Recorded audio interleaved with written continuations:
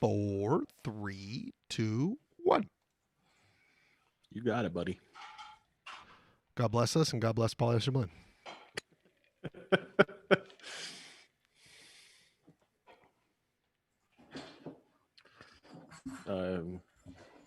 Bless us into actually starting. We bless the God, the patron saint of starting.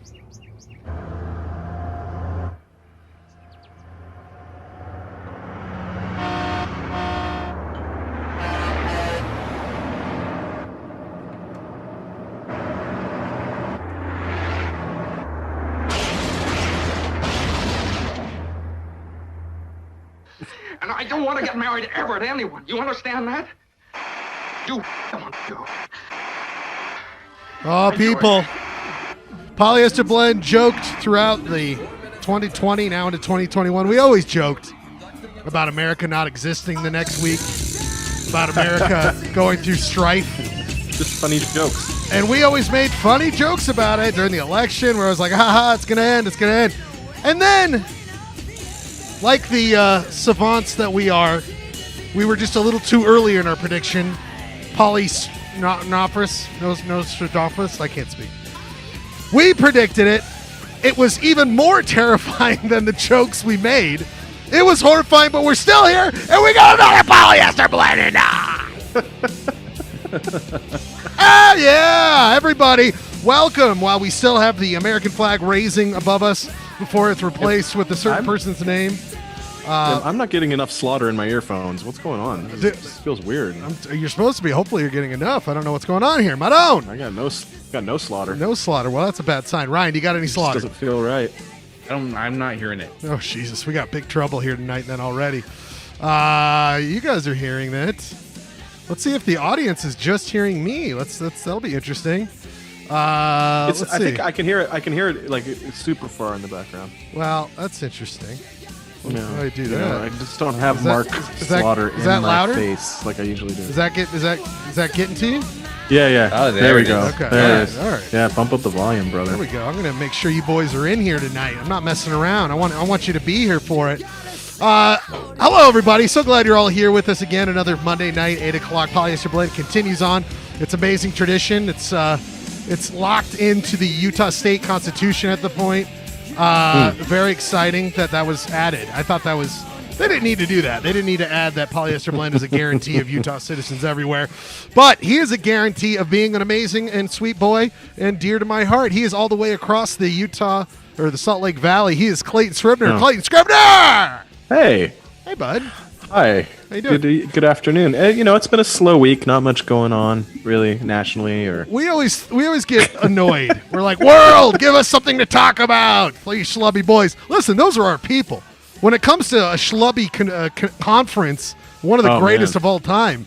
Not since your Comic Cons, but not the good ones, like the Stargate ones, like the weird Stargate show Comic Cons. Speaking of the Stargate capital of California, he is at all the Stargate cons. He is in San Diego, California. He's our Ed McMahon. Ryan, are you with us? Hello, I'm here, fellow Stargaters. I never got into that garbage. What, remember that movie? That was great. I know. That was great. You like that movie? I just remember feeling weird as a kid. I was like, this is making me feel weird. It's like Event Horizon. What's the other one? Yeah, no, I The feel Cell? like that might have been like a training wheels for Event Horizon. Gattaca? Is that I a like, thing? but Gattaca didn't freak me out. I was old enough. Ryan, your thoughts on Stargate, please continue. Everyone wants to I hear. don't remember too much of it. I do remember seeing it at the Dollar Theater in Sugar House and feeling like that was a very well spent dollar. It was a great dollar. I just remember being like, oh, I love Kurt Russell. I'm going to go see Kurt Russell. And then I'm like, wait, Egypt had a portal to the rest of I don't know what's going on, and it makes me feel weird. I was ready for another Tango and Cash. That's what I was ready for. Clayton, Another thoughts? Captain Ron, if you will. I know. Oh man, I did watch Captain Ron pretty much every other day in the early '90s, and I wish I got to get back to that. That's what I'm nostalgic for. I'm not nostalgic for a functioning democracy. I'm nostalgic for Captain Ron, because if I can enjoy Captain Ron, that means we got a comfortable democracy. Right now, I got to keep an eye on the government. I can't be. Did I tell you guys that I had a girlfriend in high school that hooked up with Mark Slaughter? There we go. I never told you guys that. Oh, Wait, hey, everybody, let's hold God. on. Okay, so How does this connect to your Danzig high school story? wait a minute. Wait, Ryan. is that when I wait? What? I mean, Ryan, Clayton maybe it's been brought up. Maybe Chatmaster will remember this. I had to pause the song because we're 2 months away, about 2 months away from our year anniversary, where we have played Slaughter as our intro song for about every episode in that. And just now, it took till 2021 for you to announce that you have a connection to a Slaughter hookup. Can we get her on or them on the show? I don't know where they're at in this position. I don't know if she's willing to come out and, I mean, obviously she didn't hook up with Mark Slaughter while she was in high school. I mean, so sadly, it would have been like late stage Slaughter. I don't know if she's. I don't know. That's still newsworthy. There he is. I'll check in with her. I also had a girlfriend that hooked up with Carrot Top. I lived in Vegas, man. It was Vegas, baby. If you want a B or C level person to hook up with, we will provide that for you. What happens in Vegas, you wish. Please, for the love of God, stay in Vegas. I don't need that info going out. Anyway, always good to have some more info, some new bombs dropped on the show. I wish I could have. I would have teased that before the show started to hear about that. Sorry. I like to bring the shocking content. You really did this week. Holy. Well, that's why we call you the Shock Jock. We'll go with who hooked up with the who. Polyester Blend. Clayton Scrivener with the hookup watch. He'll tell us who hooked up with who and when. And it's going to be all your favorite late 90s. Disgusting. Let's go to him. We can't wait. Clay, who's on your bone watch this week? We just want to know. Oh, my gosh. Hold on, here comes Dr. Farts with the... Wayne Newton hooked up with who? Going. Yeah. Which English teacher hooked up with Wayne Newton in Vegas? Let's find out. Gross. Already a bad start to the show. Welcome, everybody. So glad you're all here. We're glad to be here with all of you. So much to get to here tonight. The chat's already blowing up with what's going on out here. Lots going on here. We're all discussing. Is there a lot of speculation about my comments? No, there's just like they're like, how do you mute Clayton? How do we get rid of him off of the show? It's a lot of revolt. It's very sad. They're gonna probably coup your house, so you got to watch out. You can't just kick the founder off. No, the founder is here. He is. Ryan has been starting a weird coup online. He's been saying we can't believe in the fake Clayton. We got to get rid of Clayton. And Ryan's really been. Ryan even says there's a rally this Wednesday at your house. He's been really toting online on Parler before it was closed down. So watch out, Clay. It looks like Ryan's really coming for you. There's a good army of Stop the Scriv. Stop the Scriv. Lord. We don't need to hear about who hooked up with who in his past, okay? Some of the worst, all right? We hate it. Yeah. I heard Roger Stone was going to start the Stop the Scriv movement. You know, I had my doubts. Right below Roger Stone's Nixon tattoo on his back is a face of Clayton. A lot of people don't know that. Roger Stone has a full Clayton It's tattoo. more of like a tramp stamp. Like, oh, my God. Nixon up here, Clayton down on his tramp. Disgusting. No one likes this. Jeremy, that would be pretty amazing if that was actually the case. All right, Jeremy. Now Jeremy's trying to filth up the chat. Jeremy, he's talking about who hooked up with who that he knows. All right, Jeremy, you're in charge of the chat. All right, I'm going to have to take that title away from him if you don't clean it up on the chat, okay?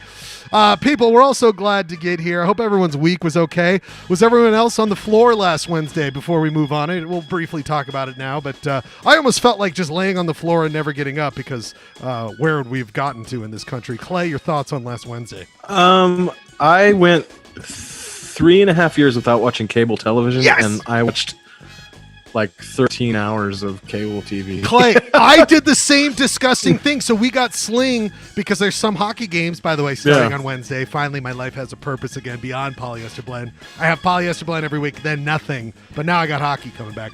But we have Sling because some games are on that, and so I had access to like CNN, like the worst, and I put it on, and just like disgusting, like just like the same bullet points over and over, and then the paid guests, and like I don't know, they brought on the worst people. But what did you watch? What was your vice that day, Clay? Was it CNN? I bounced around a little bit, but mostly you was watching tiptoed. MSNBC. Ooh, you tiptoed. See, I felt like I was doing a better job by not going fully lefty, but I do appreciate how CNN was just gloves were off. But again, I'm not going to say I appreciate CNN. Ryan, how did you experience last Wednesday? Were you glued to your media to figure it out? Oh my God, yeah.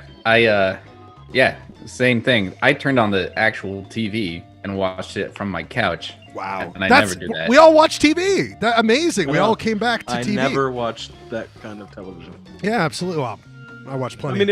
I mean, honestly, like I don't know if I don't want to be too hyperbolic here, but it had a 9/11 vibe to it. Oh yeah, it totally did. I was like, this is a thing that you're gonna remember where you were when you saw. That's a great point. Yahoo's storm the Capitol. Oh my God! It was like I know people died and stuff like that. Horrible. But like there was a weird surrealistic thing going on too. That was like just the whole. It was like every dark web person like converged on the same spot and then occupied the same space for like 4 hours. It was like the comment section entered the Capitol building. That's all I gotta say.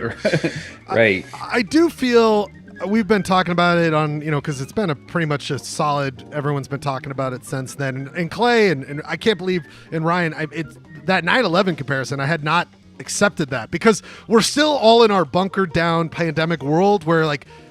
I was so overwhelmed, but now I'm realizing it was just because I was by myself. We would have all gone to the bar that night. We would have all hung out and talked, and we just didn't get to have that that night, which is just mind-blowing to me. I never realized like the alone 9/11. No, you had to process it through your text threads or calls from your parents. Or I was going to be like, let's have an emergency Zoom. I was just like, I was ready just to sit around and just talk about it. But anyway, everyone talks about that. There's plenty of people on a national scale talking about it. Polyester Blend, we are hyper local. It's time to move into our next segment. I will just say one thing. Absolutely. I will just say one thing. I feel partially responsible because I decided to have a sober week. And this thing's happening. Good boy. Obvious what the very much your that's fault, obviously charged. Clay, obviously charged. I picture you on Wednesday getting 2 cups of coffee. Like, all right, I'm gonna be sober this week. I'm gonna get my coffee. You turn around and just see the Capitol bit and just drop both the coffees and just like unnozzle whiskey. Like, whoop, there we go. No, I did it. I did not. Hey, good for you. I drank green tea and minded my P's and Q's. Wow. Good for you, Clay. Good for you. I did not. All right, everybody. It is time. It is time for a hit segment where we look at some hyper local news. It's time for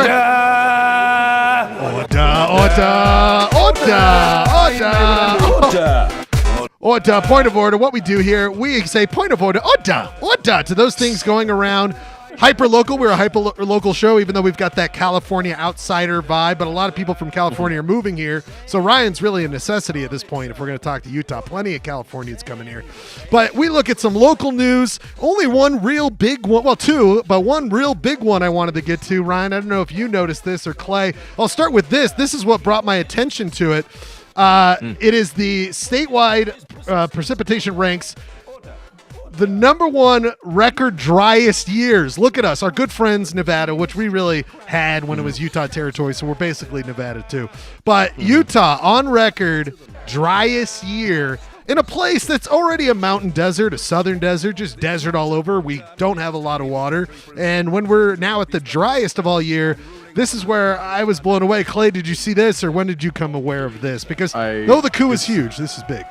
I did see this map, and it's not good. And I mean, I don't know. I was up in the mountains this weekend, and I will tell you, it is not good. Oh, There's God. like 2 feet of there's like a foot and a half of snow where there should be 4 feet of snow. Did you see this, Ryan, in California? Were you made aware of this? I don't know. It doesn't surprise me. It feels like every year it's the worst year in history. Good point. And obviously, a lot of stuff burned last year. Yeah, you're number 3, third driest in California there, and then our other western states. But this article came out, just kept going worse and worse for me. Drought is the sleeper weather story you'll hear about more in Don't sleep on the 2021. drought. Even the Washington Post. I don't want to be Mr. Optimistic, but I have definitely experienced winters in Utah where it was really messed up until about Martin Luther King Day, and then boom. Right. So I'm hoping for that. But the point here, Clay, is that the projections are looking bad. Like, Oh. there's just everything looks bad. And Polyester Blend is nothing but an up. Actually, Polyester Blend has always been a downer show. Let's be honest. As much we're making. Well, that is our motto. Everything looks bad. We've adopted that officially. Everything is a downer. Right. We tried. I mean, the jokes are bad. I mean, everything's bad about this show. Okay. Barely have any technical. That's why I try to inflict new dynamics into the program by bringing up hookups. Anyway, who's had sex with who? It's fun. Oh, by the way, Jeremy Matthews is saying Clayton grabbed his $13 and ginned it up. Funny comment. Also, Miles Gin is back on sale at the Utah State. Yeah, boy! $8.99. Mike Brown here. Proud of the What was that, Ryan? What was that voice? CEO of the Scissorac. Sazerac Distilling Company. I'm proud of you, boys. Shit, we need to get that still ready to go, Bradford. So when you're ready to do the voice, we just have that still ready to go to. But people, you heard it here first. Breaking news. We got breaking news here at Polyester Blend. Miles Gin is down to $13 a bottle, which means Clay. Oh, no, son. It's from $13 down to $8.99. Come on now. People, bigger news coming out of Polyester Blend. $8 gin. We are talking the worst of the worst for the cheapest of the cheapest. Go check out Miles Gin at your local Utah State liquor store. Back to our regular broadcast show. That is amazing, Clay. Are you just you took a sober week off? Was this like a Gandhi fasting protest? I'm backstroking in Miles right now. Well, that's what I was going to say. Did you protest, like you fasted until, like you didn't drink until they brought it back? Like, I won't drink. Oh, yeah, they're back. They're like, how are we going to be able to fund third grade students? I know. If this guy's not buying Miles. There's just someone running with reports into a meeting up at the state capitol, like throwing a book down. Like, if we don't drop the price of Miles down to 8, every third grader will not have books. Clayton needs to buy booze. Oh my God, that's probably strangely accurate. You know, they got my dog is yelling at me. They got the Clayton wing. They got the Clayton wing of just punching numbers about how much they need you to be drinking in order to whatever. We all had the number cruncher. Your Bartlett's in the back or room. whatever. Your Bartlett's you guys are wrong because they were out of Bartlett's. Gentlemen, this week's brought to you by Gordon's London Dry Gin. Is that plastic? Even one shelf down, because I went to go get the Burnett's or whatever, and I had to go one shelf down because it was gone. I think a lot of poly. Funny. I held a bottle of Gordon's in my hand today and went, even I'm not this low class. Nothing feels cooler than when you go to you just go to the plastic section, pick it up. Like the other day, I went to go get the nice stuff because listen, I got nice stuff. But the plastic section, dude. I hope that's a section at an actual section at the Utah liquor store. I respect my drinkers because I don't know if anyone else has experienced this, but the other day I went to go get the nice stuff. Okay, I keep that inside. I got the cheap stuff for this show. Okay, to get through this show.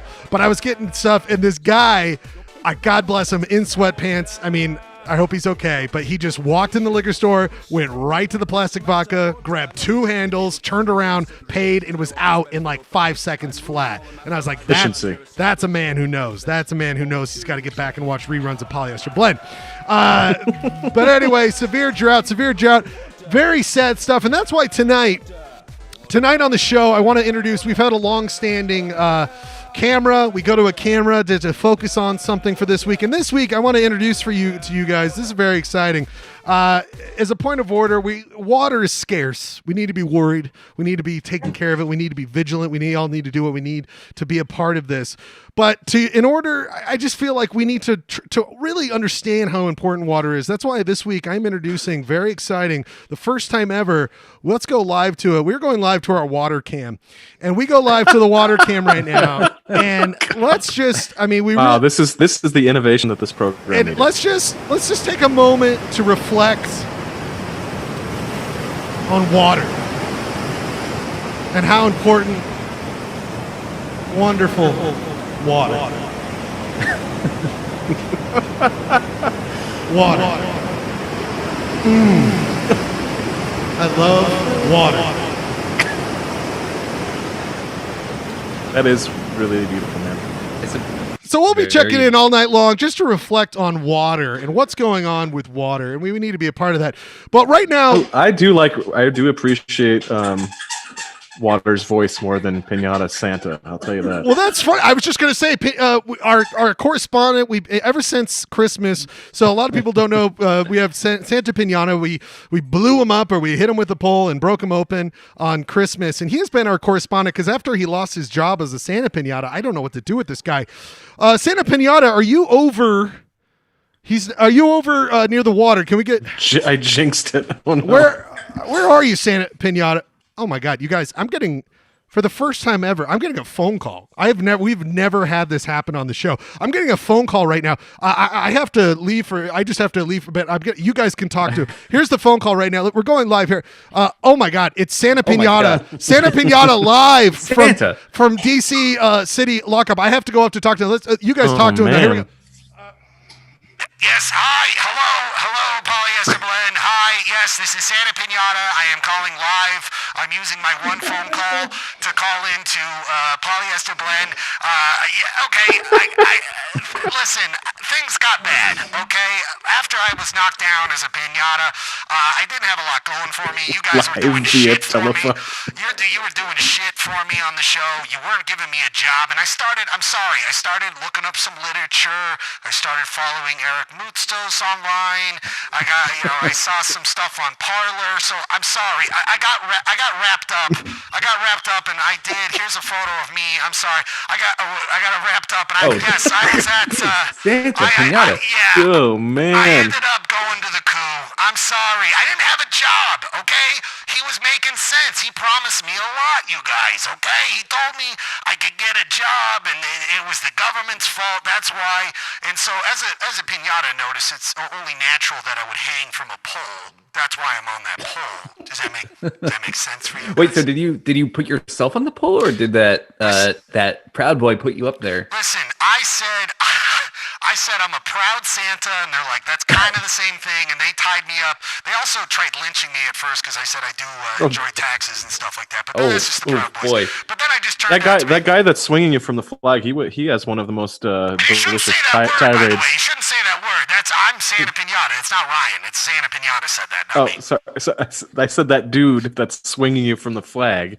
Right. He went on one of the most ridiculous tirades that I've actually ever seen. And that's why I left. I got really bored at that point. I started to realize these guys are a bunch of dummies, a bunch of just lowlifes. And I took a rest. I found myself, everyone broke into these offices. I just enjoyed a nice sit down. You know what I mean? I just enjoyed a nice sit down on a couch. I just wanted to relax and just be fine. But let me just tell you live from here, I really changed my mind. That was a lot of naughty boys and girls down there. I'm going to pay attention for next year, okay? I'm going to make sure that they're on my list is a bunch of naughty boys and girls. So anyway, it looks like my time's almost up. I'll see you guys down the road. I'll try to get out and be back for the sing-along. I love you guys. Santa Pinata from DC, the lockup. I'm out. Wow! Whoa! Wow! Oh, Schlegel, you're back. I'm You sorry. missed, I don't know. Santa There was Pinata. a weird line thing. I just had to figure out there. That was really weird. I like how Santa Pinata has occupied the snuffleupagus of the Polyester Blend space. What is that explaining things? Like no, just like where how Big Bird always disappears and then Snuffy comes. That's you and Santa Pinata, buddy. I know. It's really it's a good bet. It's a good bet. Yeah, I really like it. Anyway, that was Santa Pinata. He just keeps growing as a character on this show. And he was mad. I mean, listen, it's these disillusioned people. They didn't have a job. It's not looking good. They show up to this thing. They realize their mistakes. But we'll try to understand if Santa Pinata really reforms, really apologizes, understands the wrong of being down at some sort of coup to take over America, maybe we'll let him back in the show. But we'll see about that. That was an unexpected turn. Yeah, very Thank you, unexpected. Santa.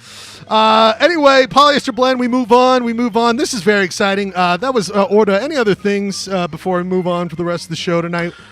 No, I think we actually covered absolutely no hyperlocal news, and that's fine. Oh, no, wait. I have one more. This is hyperlocal. Oh. I was so jealous of it. This came in late. Did you see this, Clay? Utah Did I? bombing range may be named for former Representative Rob Bishop. This is, first of all, I realized I didn't do enough with my life prior to the ability to be named after a bombing range in the West Des. Like, I screwed up my whole life because I should have been ready and able and have done the accomplishments to be able to be named, to have an honorary name on top of the bombing range in the West Des. I mean, Clay, your thoughts on this amazing I like honor? the subtitle that says Chris Stewart says it's appropriate. You know Chris Stewart's just jealous. Come on, man. Yeah. I could have been. I want to be a nuclear bombing range. Just, I mean, what is that? Are you pumped about? Oh, cool. Where bombs get dropped. Yeah, some people get courthouses. Some people get, buildings or, bird refuges. But no, we'll give the man a bombing range. That sounds about right. By the way, yeah, go ahead. The way he dealt with public lands, that makes sense. Just blow it up. Oh, man. And by the way, Jeremy's right. They have plenty of good jobs and plenty of good money. That's right. That's a huge reason. A lot of those people down at the Coup, Sandy Pinatas of the rarity of that. But listen, is that what we're calling it? We're just straight up calling it the Coup, like down at the Coup. I mean, insurrection. It's like the hoot. It's like the hoot nanny. It's kind of rolls off the tongue, the proud tongue. I mean, the Boogaloo Boys wanted to be called a Boogaloo. You know that. Absolutely. And by the way, we missed the press release, but Chris Stewart says when he nominated Bishop, he says, "Listen, I want him to be named. I want this bombing range to be named after him because, listen, I've been in the Republican caucus bathroom when he drops a bomb, and he drops bigger bombs than anybody else." Okay.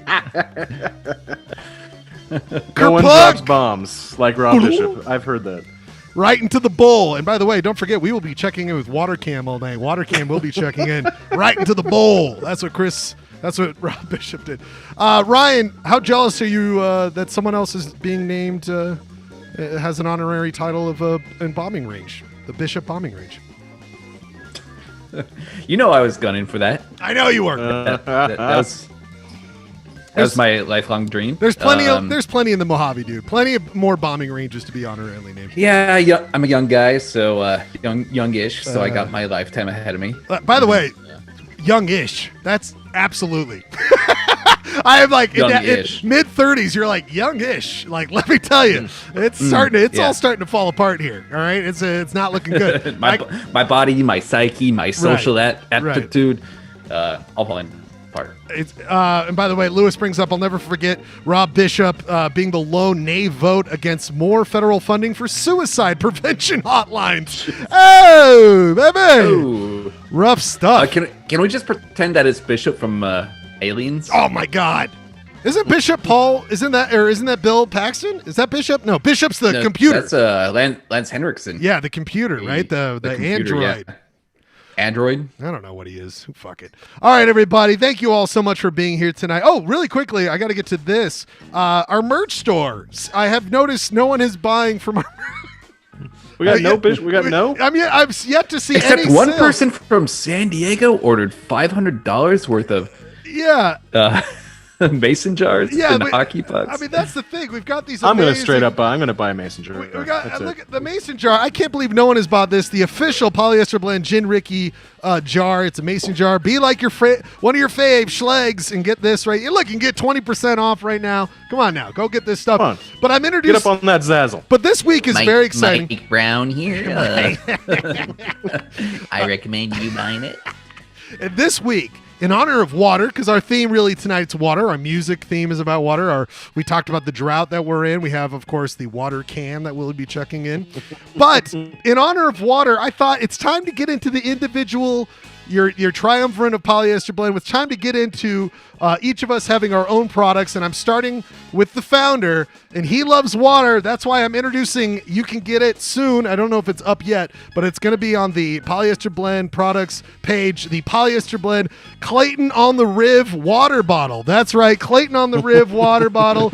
You can see here, it's him and his sailor, it's a cute little Navy hat and the thing, and it says Clay on the river. By the way, Clay, I did that for you. Clay on the river, Clay on the river, and then then it says, I'm pretty insightful, in quotes, is what it says. I like how you have it where someone has it on caps lock, but like... Yes, that's right. Because he's so insightful. I'm pretty insightful. So you have it on caps lock, so only the first letter of everything is not in caps. Exactly. So that will be live. I'm insightful like that. You can get your own. So when you're on the river trip or in the dried out riverbed, which will be Utah soon, you can have some water, some precious water with Clayton Scribner, part of the Polyester Blend group here. Very exciting stuff. I know Zazzle probably doesn't do this, but I would really love some of those Dave checks that Clayton sends to Jeremy every week. Yeah, I think I'd get arrested if I start producing my own checks. I don't know how well that'll work out. Anyway, I'm so glad everyone's here tonight. Huge show tonight. I mean, just every week now. We just keep getting bigger and bigger, and I'm not talking our weight. Okay, come on now. We got a great show. We got a lot coming up here tonight. We, of course, have the treasure hunt update. Clay has a big clue. Big clue. So we have done. We'll go over the previous clues, and then we'll update with a new clue right after the music break. We have lesser known Coup Characters. That's our You Shot Bro. All three of us go to a challenge. Chatmaster Jeremy will be the judge of that. We are doing all the theme tonight is lesser known Coup Characters, Ryan's Comics Corner, a fantastic Utah Counties quiz, and of course we'll get to the relic here tonight. Clay, it's time for our first music break. Our first music break of the night. All songs about water in honor of the drought. Clay, what is your first song here tonight? Well, I figured we're in Utah. We'll play a little Utah Phillips, but it's actually about a river in Oregon, the Hood River. Listen, Hood River Roll On is the name of the song. The Utah West, Phillips. The West is all dry. It doesn't matter. We're all in this together. We're all fucked. Swear jar. We gotta get back to the swear jar. Clay, are you ready to play, my friend? Yeah, let's go. It's on. He's playing it. 3 songs. Well, actually, probably 2, maybe 3. And we'll be back with a treasure hunt update and You Shop Bro. Thanks for being here. Stick around. Limp Bizkit Krew later on. You can all join. We love you so much. Polyester Blend. We got a great show here tonight. The old men sip coffee and stare through the steam. Hood River, roll on. There's so much to remember. The old times are gone. Hood River, roll on. The fire's knocked down, the balloons are all packed. They're coughing and flapping along the still track. The green kid remembers the old man's advice. He shakes out his bedroll and rolls it up nice. Hood River, roll on. There's so much to remember. The old times are gone. Hood River, roll on. The box rumbles up on a black cinder grave. Some tumble inside, the others just wave, till scattered by smoke or the crunch of the shack. But no one looks up and no one looks back. Hood River, roll on. There's so much to remember. The old times are gone. Hood River, roll on. May your long apple valleys stay green through the fall, and your magic white mountain watch over us all. Lead your old apple knockers in out of the snow. Let your rubber tramps ride where the trains never go. Hood River, roll on. There's so much to remember. The old times are gone. Hood River, roll on. Hood River, roll on. There's so much to remember. The old times are gone. Hood River, roll on.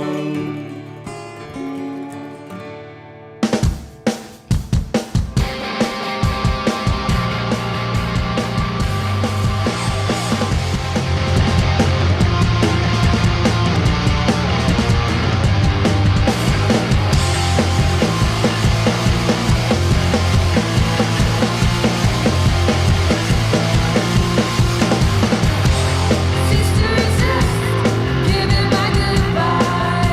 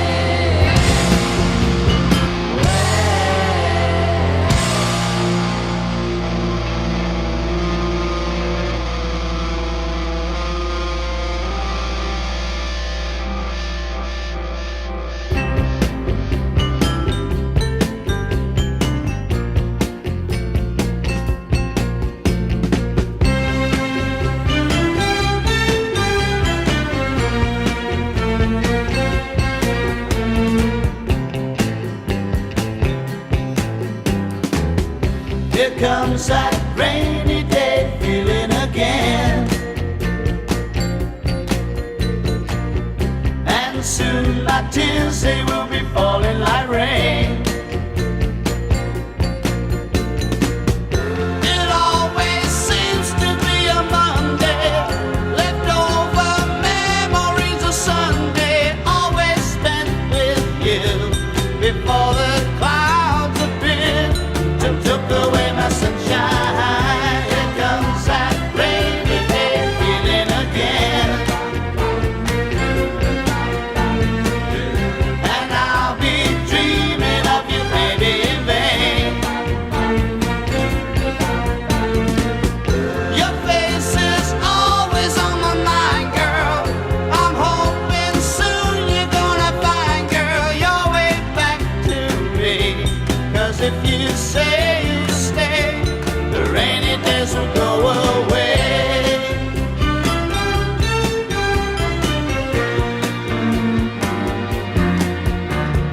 Misty morning nights, I'm trying to disguise the way I feel, but I just can't hide it. People seem to know the loneliness must show. I'm thinking of my pride, but breaking up inside, girl. Oh, oh, oh, here comes that rainy day feeling again. And soon my tears, they will be falling like rain. It always seems to be a Monday, leftover memories of Sunday, always spent with you before the clouds appear, took away my sunshine. Here comes that rainy day feeling again. Here comes that rainy day feeling again. Here comes that rainy day. Here comes that rainy again. day feeling again by the Fortunes. Rainy day. It's sad. It's like, here comes that rainy day feeling. I'm sad that there's going to be a drought. We're out of water. This is garbage. For years, I thought that was Frankie Valli. It is not, my friend. It is a British group, the Fortunes.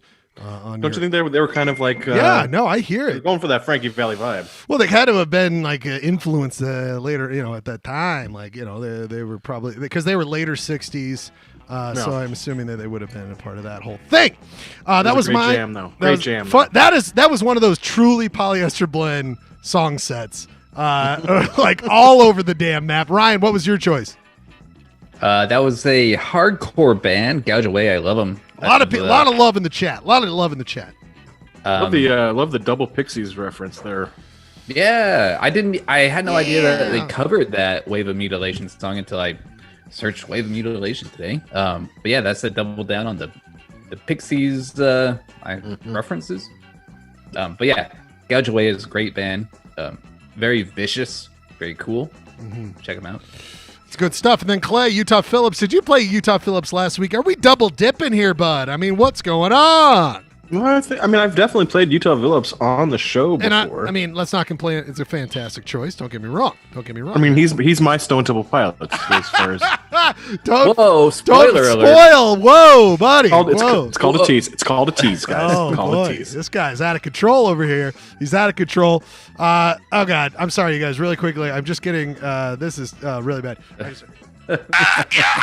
I just spent another quarter to just chime in. I would have, of course, my favorite song, It's Raining Men. That's what I would have done. I gotta go. Look, someone's eyeing me back. I gotta go. Wow. Well, I didn't know you could just buy a telephone call in jail for a quarter. Well, he's Santa Claus. He's Santa Pinata. I mean, a lot of people respect him, all right? What he did for the show. I mean, a lot of polyheads are in jail. You know that. Every city lockup, a lot of polyheads are in lockups all over this great nation. It's we are one of our best the demographics. proud polyheads. You better behave in prison. We'll take away your poly privileges. Hey, you better be good. And by the way, yeah, of course, we love you all. All no those Gin people. Ricky jars in jail, baby. No Gin Ricky. But we respect all those incarcerated. We love you, and we want this justice system to work better for you. All right, everybody, it is time. Should we do it, Clay? You want to do an update? You want to do a treasure? Yeah, let's do it. An update. I still need to work on some sort of fun thing. That's not that fun. Can I just say I've just like I've had a couple people text me, Ooh. and just not happy at the complexity of our clues, and all I'm trying to do is summon Don Joe out of retirement because he's capable. We've got failed treasure hunter Pat Munger who has just completely struck out. A lot of people. Sarah texted me. She's at a loss. Come on, people. It's right there in the clues. It's in the clues. You did say you wanted to make this a little bit harder. You wanted to make this a little bit more. Did. So the whole point, and let's go over really quickly what's going on. What's at stake with this treasure hunt? The Great Polyester Quarantine Treasure Hunt 2. We did a couple of these, but this is the official second. This is the official sequel. The other ones were straight to video knockoffs of what we were doing. Just to give you, this is what the treasure is, Clay. You want to go over what the treasure is? The treasure is the Rodin's The Thinker. Well, no, sorry. That's what you're going to find. That's what you want to find. There's a Rodin miniature statue hidden somewhere in Salt Lake Valley, or should I just say Utah? What do you want me to say? It's in Salt Lake City. It's in city proper, so we narrow it down. That's a clue. Yeah. All right, exclusive clue to those listening live. And what will be your reward? You have to find the statue, bring it. Once you find the statue, notify us, Twitter, email, whatever. I think Clay's on Facebook. Ryan's on Parlor. I'm still on MySpace. So Google Plus. I got purged from Parlor, baby. Oh, he's out. Things He's gone. out. But anyway, so what was that one hipster social media channel that lasted for months? MySpace. Hello. MySpace. Yeah, that's the one. No, MySpace. Hello. That one was going to take over the world. I don't remember. When did that happen? I have no memory of that. It was like 2011 or something. I still get notifications From Ella. like somebody is now your friend on Elo. Yeah, and by the way, Pat Munger is just absent completely from this. We should, in the Limp Bizkit Krew, if anyone wants to talk treasure hunt and see what we can get out of Clay, I think the doors are open. We want to create buzz. We want to create people fighting over this thing. So if you want to talk about the treasure hunt, come on the Limp Bizkit Krew. We can talk about that later on. I think. Yeah. So this one. I'm not going to even. I'll just say it's in Salt Lake City. I'm not going to say if it's on private, public property. It's before we did say public property. It could be private. We don't know. It could be anywhere. But we do have the first. Do you want to do an overview of the other clues first, or do you just want to go straight into the new one? Let's just go over this really quickly. Hold on, we'll do this. The treasure, really quickly. It's $100 if you find the Rodin statue. $100 cash. $100 cash money. All right, and then we have an increasing gift card to Diabolical Records, right in Salt Lake City, a great record store. We'll add $5 every week. Is that what we decided, Clay? Yeah. So we every week go broke here pretty soon. I know we are going to go broke, but every week $5 will be thrown into the gift card until someone finds it. So you want to find it. I know you want to let it keep this week going. We are up to $30. $30. So it's $100 cash, $30 to Diabolical, and you will do good. That is what's that. Clay, do you want me to go through what we have already divulged so far? Sure. Let's go through the. So clues. this was the main intro, Clay. If you want to read it. Yes. 2020 is in the rear view. It's time to look ahead. I'm afraid the hunts before this, you were all too easily led. Don Joe, Sarah, Chatmaster Jeremy were certainly no stinkers. But in order to find this one, we're going to need a real thinker. So listen carefully and you will triumph. But by uncovering the clues that I will weekly line up. Triumph lineup. I know it's all right there. And then we have had two previous clues. Let's go over those. The first clue was silicon slopes are often a target of this program, but the thinker is sloping, like for real, man. And then Ryan, you should read one of these. Ryan, what's clue number 2? Ryan, you should be forced to read these stupid clues. Yeah, exactly. It's not just your fault. It's everyone's fault. Don't judge too hard. Very good stuff. Knowing where the treasure is and listening to these clues, it's absolutely ridiculous. That no one's found it yet. No one's found this way yet. So Clay, give your thoughts for a second. Stall for a second because I forgot I got to send Jeremy the Zoom link so he can judge the U-Shop Pro. So pontificate and then tell me when you want me to show the clue 3. I'm ready to go. I'll show clue 3 and you read it and then talk about it. Okay. Clue number 3, everybody. Yes. Between Cesar Chavez and Martin Luther King, their median age was 52.5 when we lost them. Ooh, that's a mile marker. I'm calling it right now. Wait. Hey, what? Stop! You're Sorry, I am the vicarious audience here. So, yes, but you are offering clues to the audience when we should be the order of information, sir. that's true. May I add that I have no idea. Clayton, the quiz master, does not divulge his information with us here, Ryan. By the way, as a byproduct of this clue, I really enjoyed reading about Cesar Chavez. I knew him as a labor guy, but I really didn't know his history, and I didn't know how he died. Which was that on his wiki? Yeah, I just wikied labor guy. Labor guy. No, maybe a pioneer labor organizer. Great. But yeah, I had never really done a deep dive on him, so I hung around the wiki more, really soaked it up. I hope you print out the wiki and put it on the treasures, so whoever finds it can experience this enlightenment as you have a greater appreciation of Cesar Chavez. Correct. Very good stuff. So clue number 3, between Cesar Chavez and Martin Luther King, their median age was 52.5 when we lost them. This is very exciting stuff. All those. By the way, did you know Martin Luther King was only 39 years old when he was assassinated? I did not know How that. fucked up and sad. How many more years would we have an amazing person on this planet? He was youngish. My point is, yeah, you guys, he was youngish, and he also, you guys could still accomplish things in your life. Whoa. Whoa. I'm ruined. We've already had enough trouble on this show. Let me just explain that we will never, ever completely ever get close to the amazingness of that man. But what we could do I'm not saying you're going to go Martin Luther King on my But ass. what we can do on Polyester Blend is make it fun, entertaining for our show for our friends. And it's just astonishing how much one person could do in their life and not waste it on plastic gin, but or claws. With all the jokes about White Claws. So glad, Clay. All those treasure heads. Reach out to Clay if you want to talk to him about it. Jump on the Limp Bizkit Krew. It's heating up. It's becoming worth it. Go out there, find that treasure. We will keep doing this every week until someone gets the treasure.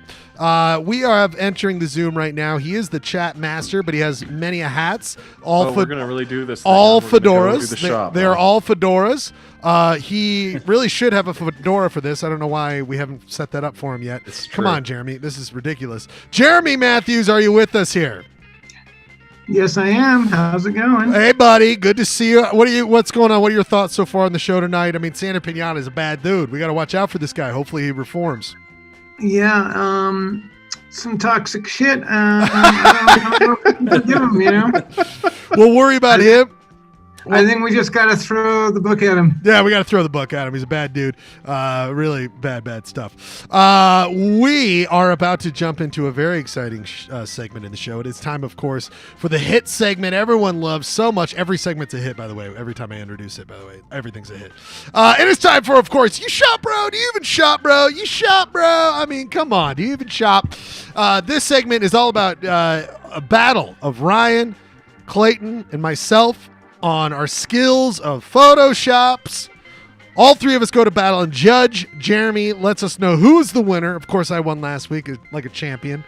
They're all about even. The judge is even-handed. He doesn't have favorites here, even though Clayton does bribe him every single week with a. Well, I had to send him $26 this week. Mine's so bad. Very sad stuff. This week, of course, our theme is in honor of the coup, the insurrection last week, where the despicable Santa Pinata was at. It is in honor of the coup last week. The lesser known. We all know about the. Well, everyone's a bad news there, especially the ones who tried to overthrow the government, including and not limited to the President of the United States. But we thought there's got to be other lesser-known people that need to be brought into the limelight and talked about. We all went into battle on this one. We'll see who comes up victorious. I won last week, and as we always do, the person who won last week chooses who goes first. I think we got to get this out of the way. Well, no, you know what? No. I got to save it. Ryan, do you feel comfortable going first? Ryan, are you ready to go? Yeah, no, I'm good. All right, because Clay, as always, if people have not watched the show, Clay bitches every goddamn week. Every goddamn I'm not week. bitching. I'm just delivering the truth. He bitches, and then he shows a great showing. He does a great job.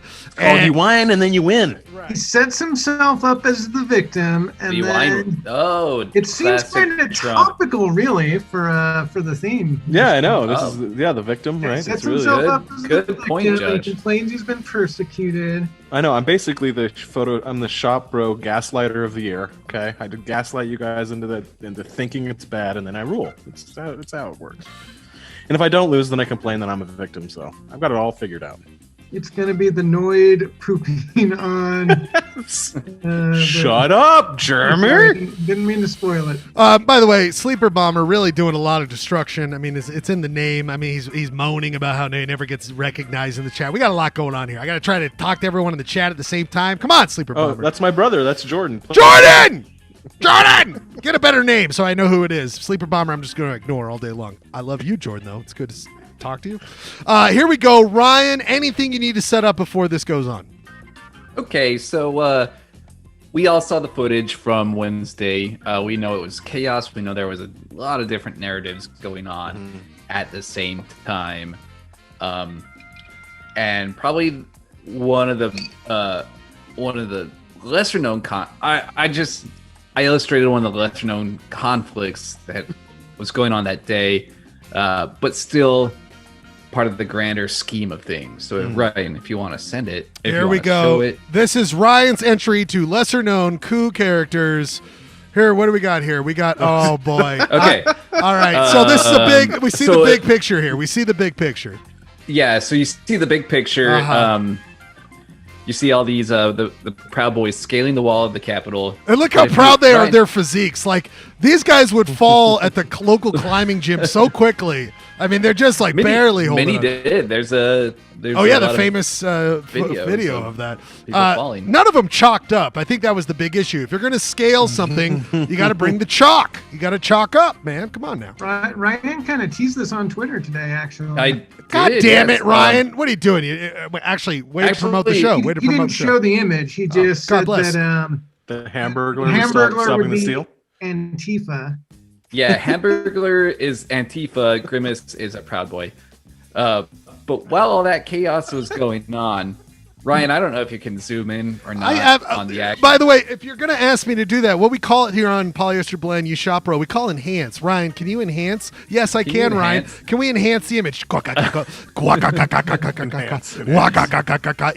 So while all the chaos is going on,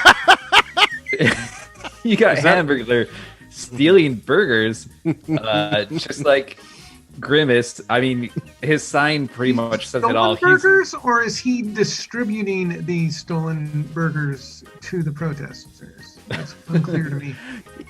Nobody knows really for sure. Storytelling could be a little tighter there. I mean, I know sometimes ambiguity is I feel like Grimace just showed up with the Stop the Steal sign, didn't realize that there was a coup coming place, but he was it was directly involved with the Hamburglar, who he knew was going to be stealing burgers that day, because Hamburglar is a well-known figure of Antifa. Did you guys know that Roger Stone's biggest inspiration was the Hamburglar? So right there in his biography, you could read all about it.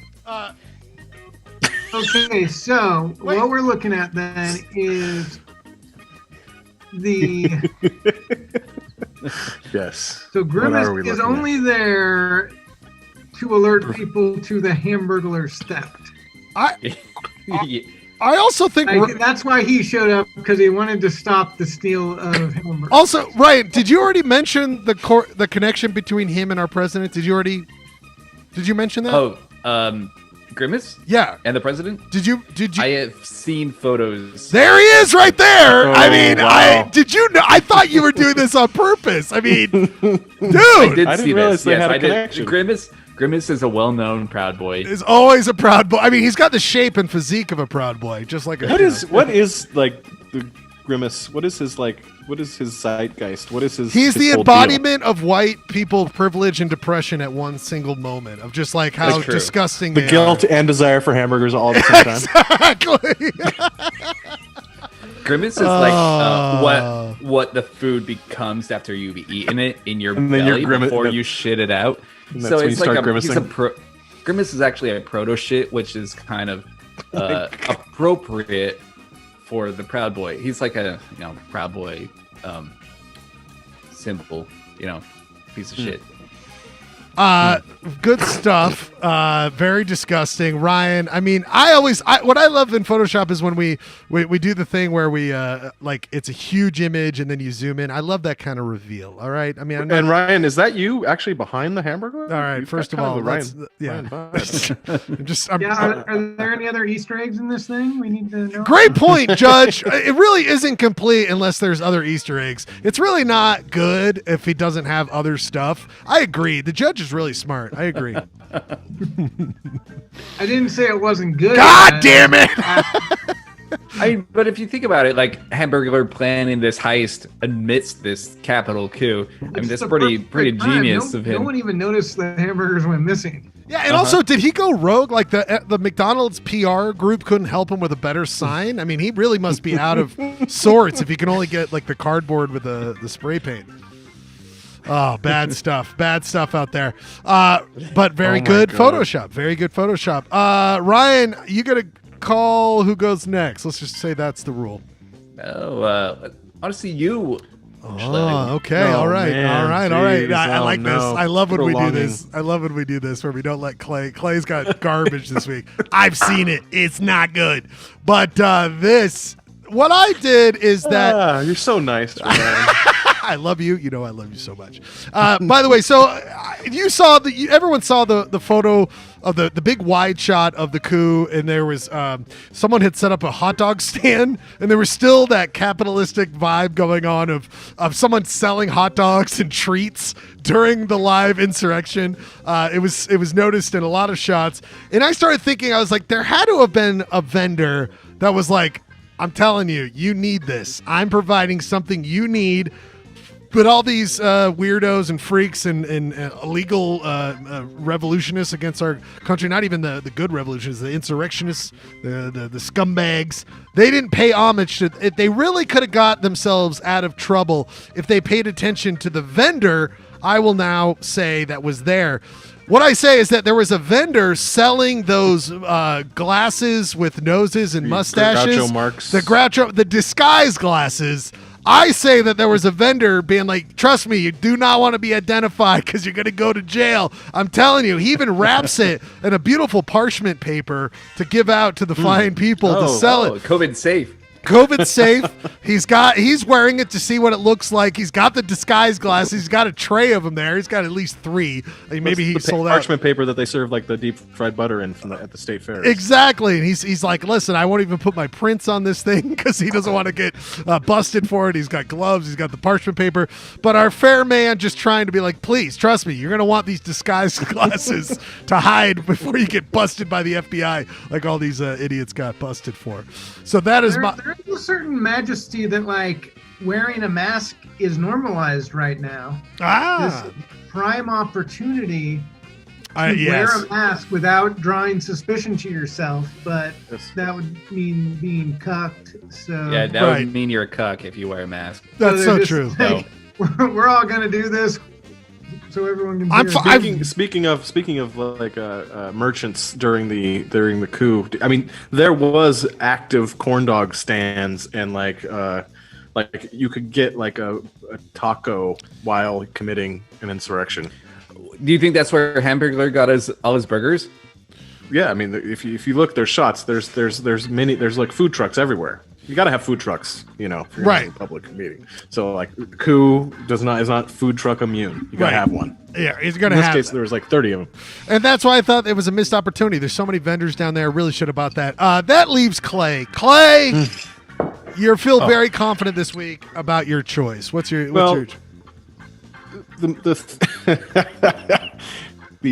I would like to say that there's some large like modus operandi behind my Photoshop, and that there's a large narrative arc to it. But I will say that I ran out of time. But for the sake of participation, I did do a shop, and my thing was, with all these like corporate people like running away from Trump like he's toxic, my philosophy would be like, what if there was one company that doubled down on insurrection and coup? And that, of course, would be Domino's Pizzas. So if you could just take us to the Photoshop, that would be great. We have Clay's entry to this week. You're in the big marketing meeting, and they're like, "How can we make money off this? I've got a good idea." Okay. Wow.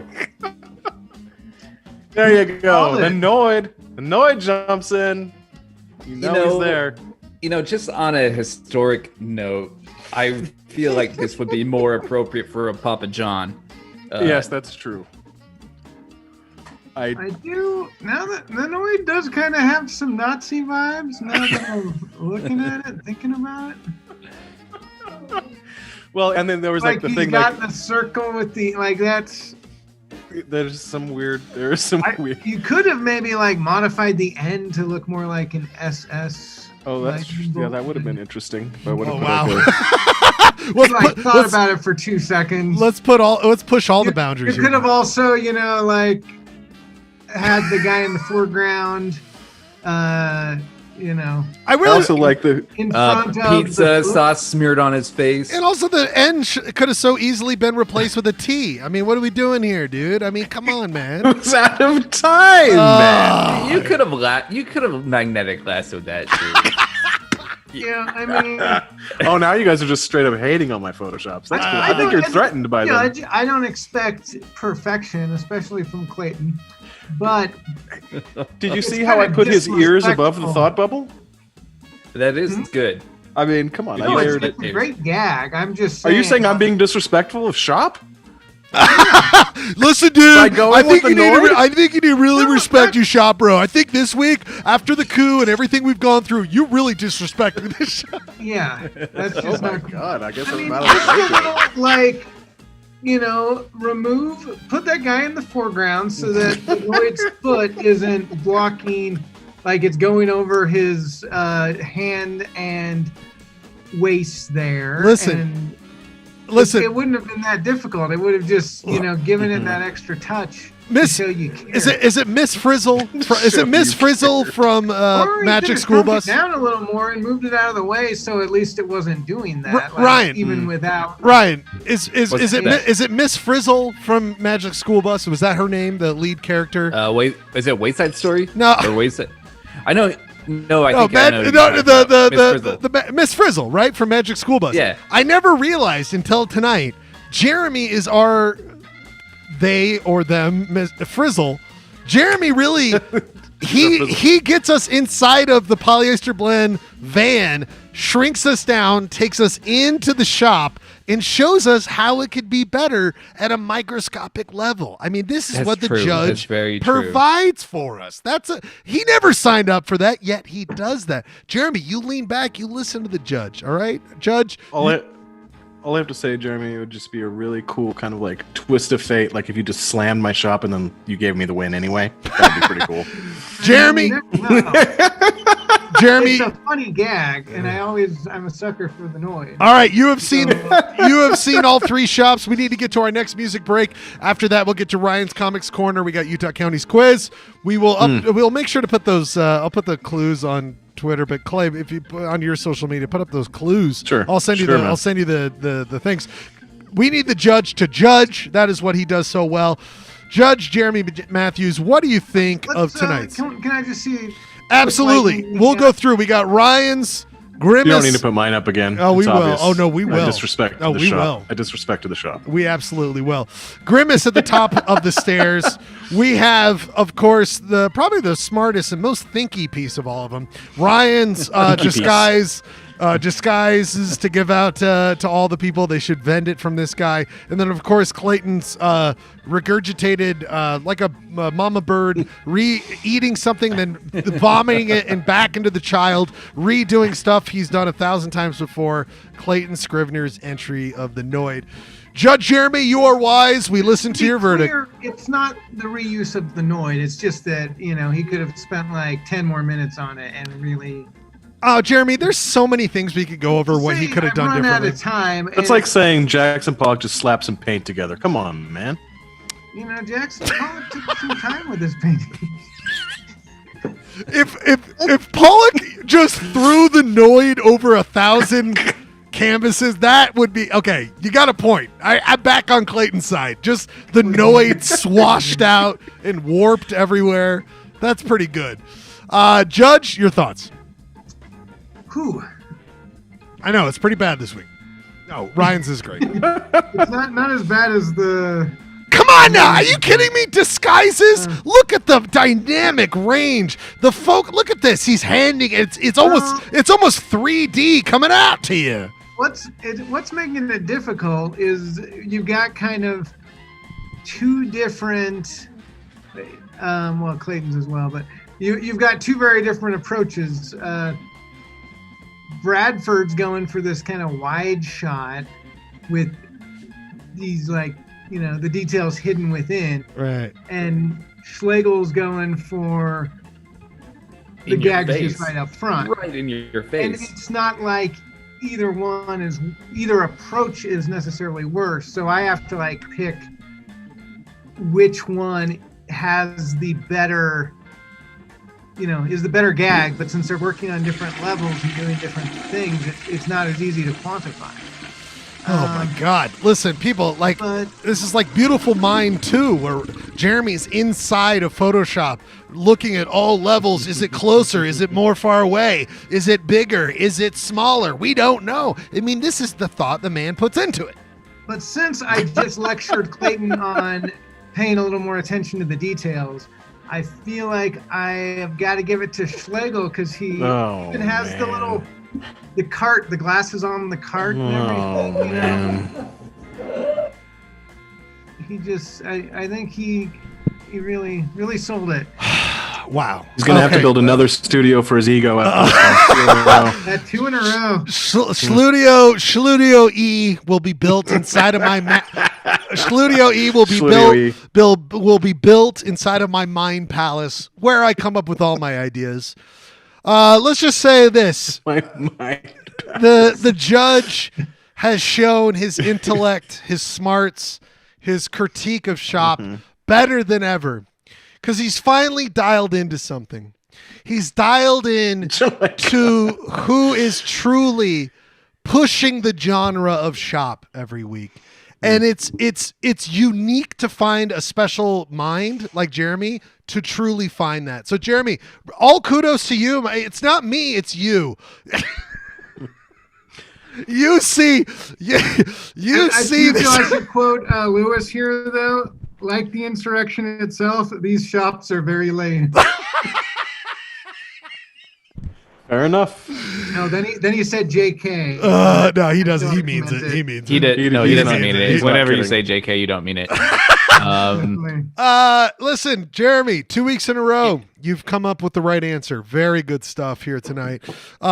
You two, let's step it up, you guys. I can't do this all by myself with shops. Okay, if I'm gonna win, I feel like having previewed this perhaps on Twitter got kind of worked against me because Jeremy was maybe had something on his mind, and then what I delivered was different and frightening and maybe a little too complex. So, my bad. I will accept that mistake. One thing I won't take away from you tonight is that you found one thing tonight. You found one thing with your shop or this little diatribe. You found the art of excuses, and I will never take that away from you. I will never take that away from you. You found excuses. Great, Jeremy. Well, it's a creative excuse. It's not just I ran out of time. Yeah. Well, that's okay. All right. First of all, Clayton didn't know he had to make a shop. Well, that's so true. You could stop the pile-on now, folks. Listen, Clay. Let's do this. Let's do it. We love you. I was so robbed much, last week, and so I didn't get a chip this week. He was robbed last week. By the way, let's you remember that medallion. Let's all take a palate cleanser. We'll take a palate cleanser before we play the next song. Clay, get ready. Clay, get ready. No, we're just gonna do this. We're just gonna take it. I think you have to play the first Clayton's song. so entitled. Maybe. Oh, I will. Yes, I will. I will play the first song, but before, let's just respect water. Let's go to the water cam. The water cam kind of makes me want to pee. Let's just look at water. Let's just look at the water. Oh, this is so good. We are going into a 2-song set. We'll be back after our 2-song set. 2 songs about water. I will play your song, Will Bagley's song. Clayton, I will play your song, and then I will play Ryan's song. We come back with Ryan's Comics Corner. We've got Utah County's quiz coming up. Don't go anywhere. Limp Bizkit Krew. 2-song set. We come back. This is Clayton's first song. The legendary Will Bagley. The legendary Will Bagley. We love you, Will Bagley. This is his entry. 2-song set. We'll be back after 2 songs with Ryan's Comics Corner. We love you.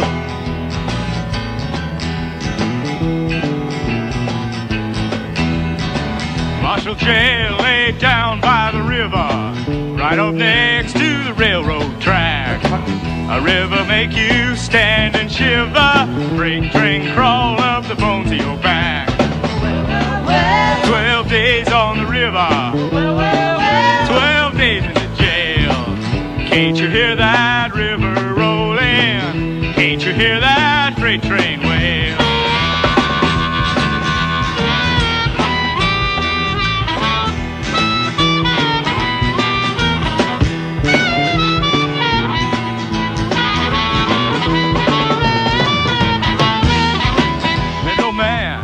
Marshall jailhouse, they drink a liquor, never did fail. Asked me to sing him about the sweet arms of Jesus, didn't give a damn for the Marshall jail. 12 days on the river, 12 days in the jail. Can't you hear that river rolling? Can't you hear that freight train wail?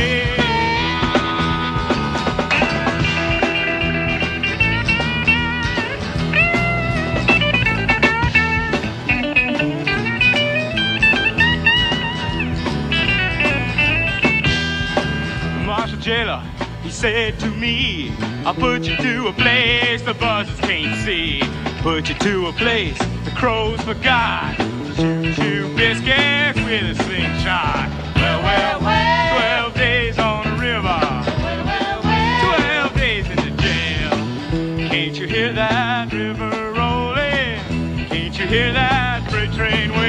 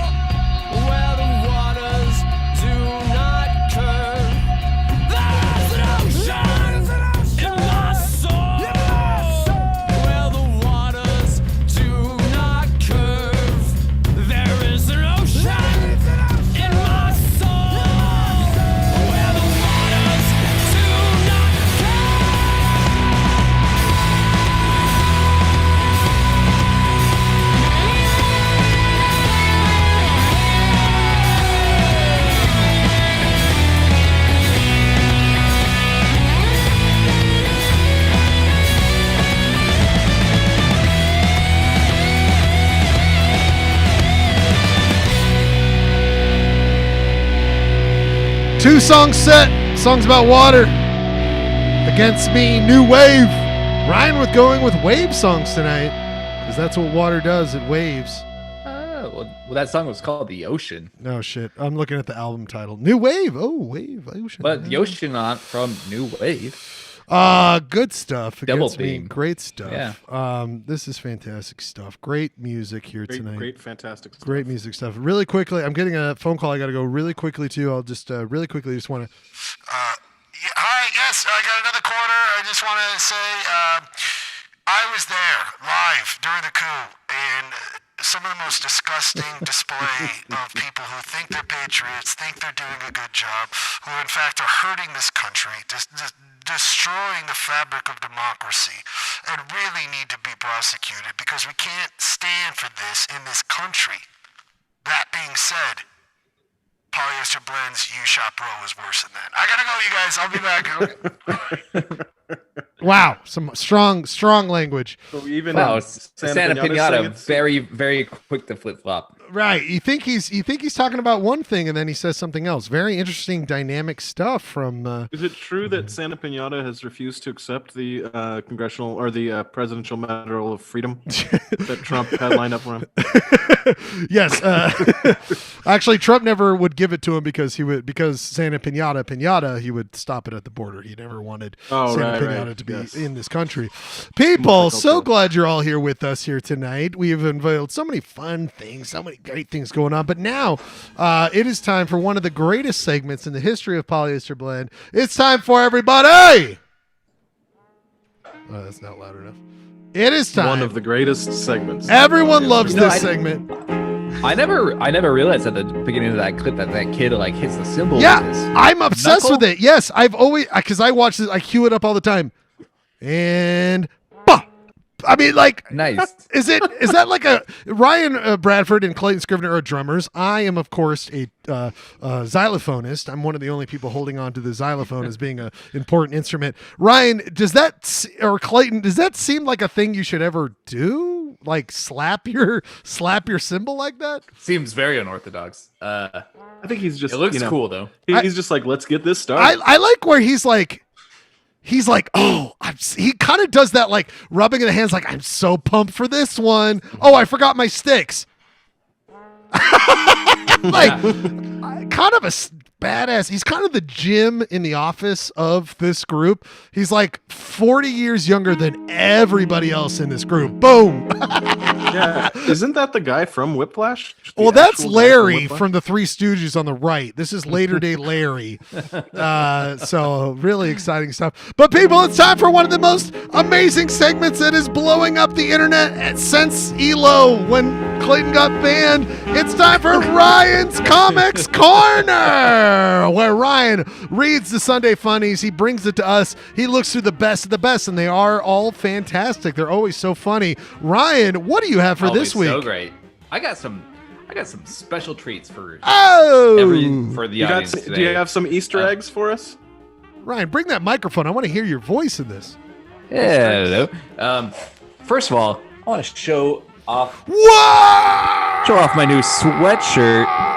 Warning, warning, warning, warning, warning. This is next level. Did you do a costume change for this segment? No, I've been wearing this all night, baby. Sleeper. I've been wearing this since I got it 2 days ago, baby. Sleeper bomb. I mean, that's what you just did to us, right? The whole night, I had no idea. It's a beautiful. Love the color, by the way. Nice gray. Wonderful gray.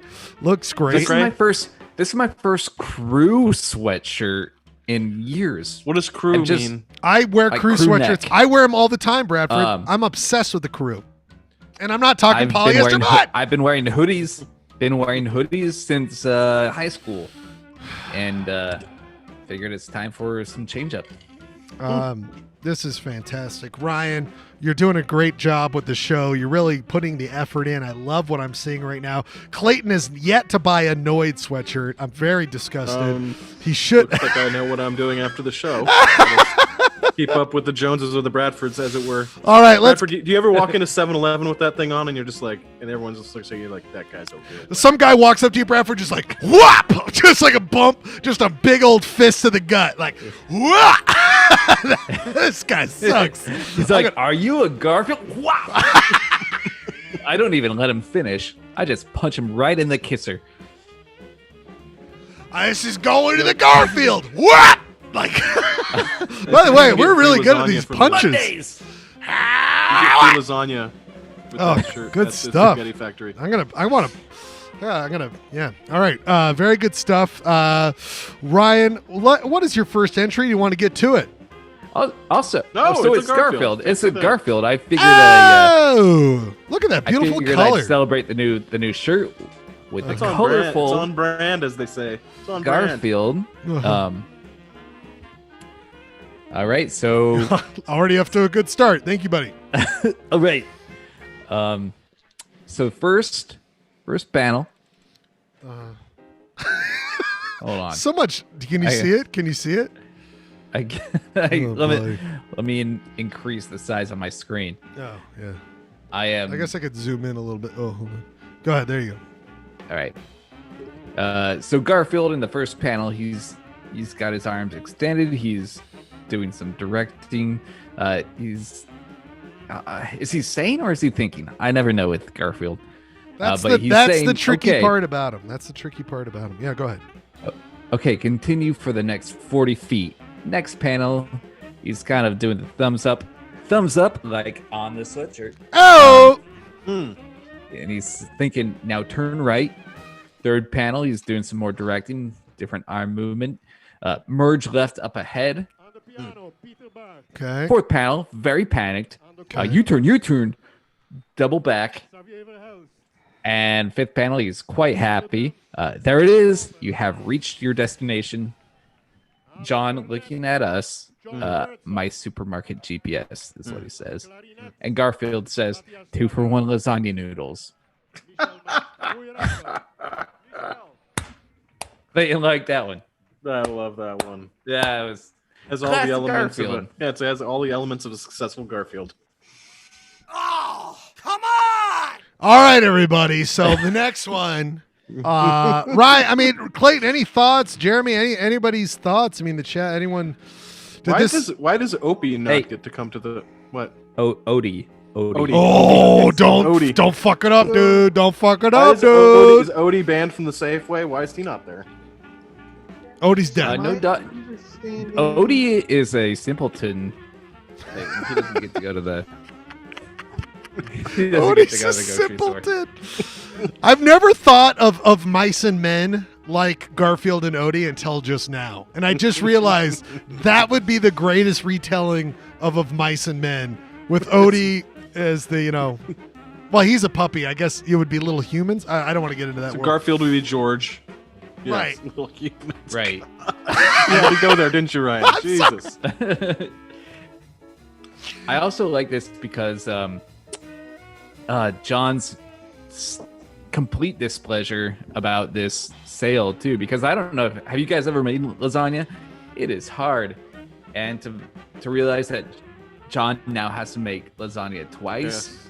Yes. Right, 2-for-1. I think it's admirable that Garfield is saving John money. He doesn't need to think about John's budget and find lasagna that's on sale. That's a fair point. I respect Jim Davis. Whenever he's like, listen, just Photoshop things I've already done with Garfield, put them in 6 random panels, and I'll make this work. I'll make it work. Don't even worry about it. I got it. So, you said I was just contemplating the difficulty of making lasagna the other day. Do you boil the noodles and then you bake the noodles? Anybody? No, you half boil them, and then you bake them. Oh, so you don't that is boil them like complicated. you don't boil them like regular noodles. You gotta like kind of super tender al them up. dente them. Yeah. Okay. Everybody, quick process. quick programming notice for Polyester Blend. We are ditching what we were going to do for the rest of the night. We will just be discussing how to make lasagna. So I think that's a great episode. I think we should try to make lasagna. Oh my God. Weird now. Oh, I love this idea. I'll get one of those like weird, like tiny like ovens and try to make it here in Schludio B, like in the cold. It's just like, all right, everybody, I'm opening up the thing right now. I don't know. It'll have to cook for 10 hours because it's just. Oh, I like that Bradford and I would actually make lasagna. You would just have a Stouffer's. I just have a barrel fire behind me and just like try to cook things out of it. I like that idea a lot. Well, if you're buying it when it's already lasagna, then it's probably like, wouldn't that be refrigerated or in the frozen section? It wouldn't just be on a shelf like that. Yeah. Right. No, Garfield's expecting John to actually make lasagna. That old Jim pulled a Clayton and just got really lazy. Like, I don't want to draw a refrigerator that they have to open. That's too much work, so I'll just put it on the shelf. And by the way, my every time I watch Comics Corner, John's face right there. That's where I'm at, basically, right there. Can we not name doing something half-assed pulling a Clayton? I just don't think that's fair. Is that a thing happening? I love that. I don't know. He just did that. I just Jeremy, you are wise. I'm not You're wise. this. We made you the water bottle, Clay. We all love you. Ryan, this next one, what do we got here? Oh boy, time to pop one. This one's a little disgusting. It's popping.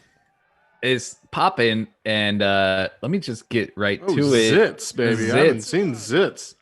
Zits is a good cartoon most of the time. Good comic. About the trials and tribulations of being a teenage boy. He's been perpetually a teenager for the last 30 years, I believe. All right. So he gets up, grown grunt, oof. In the next panel, he bends over to get the newspaper. He's coming back. Quite a bend. Scratching his butt. Is he using his legs in the second one? Quite a bend. I don't think it's good on the lumbar. That's a yoga move. I don't like where this is going at all. Okay, and then he slaps his mom's ass. What is this guy, Santa Pinata? Says, I mean, this guy's a bad dude. Morning, beautiful. And in the final panel, he's in his van with his buddy, and he's saying you can only take the dad as role model thing so far. Whoa! And his mom is chasing him with a spatula. Whoa! There's a lot going on here. Shit. There's some patriarchy shit going on here that, like, oh man. There's some patriarchy. There's some incestual overtone, and I feel like the mom would be too weirded out to like chase him angrily. Also, that van is shady as hell. So this is the content. So Ryan, every week you get you personally get to choose what goes into the segment. So this is a big one. That's for true. You. That's this made it to the top. I was like, I got 50 others. Mom slapping ass right in there.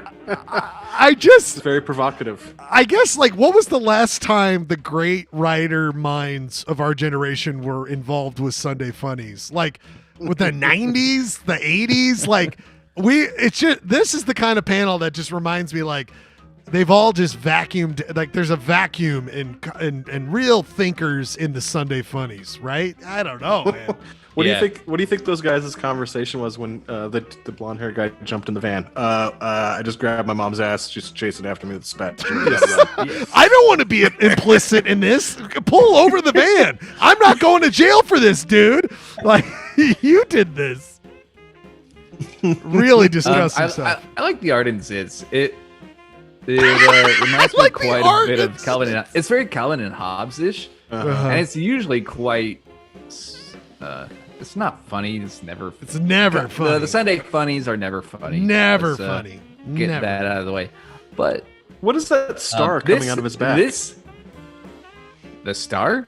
Oh, that's his pain. That signifies pain.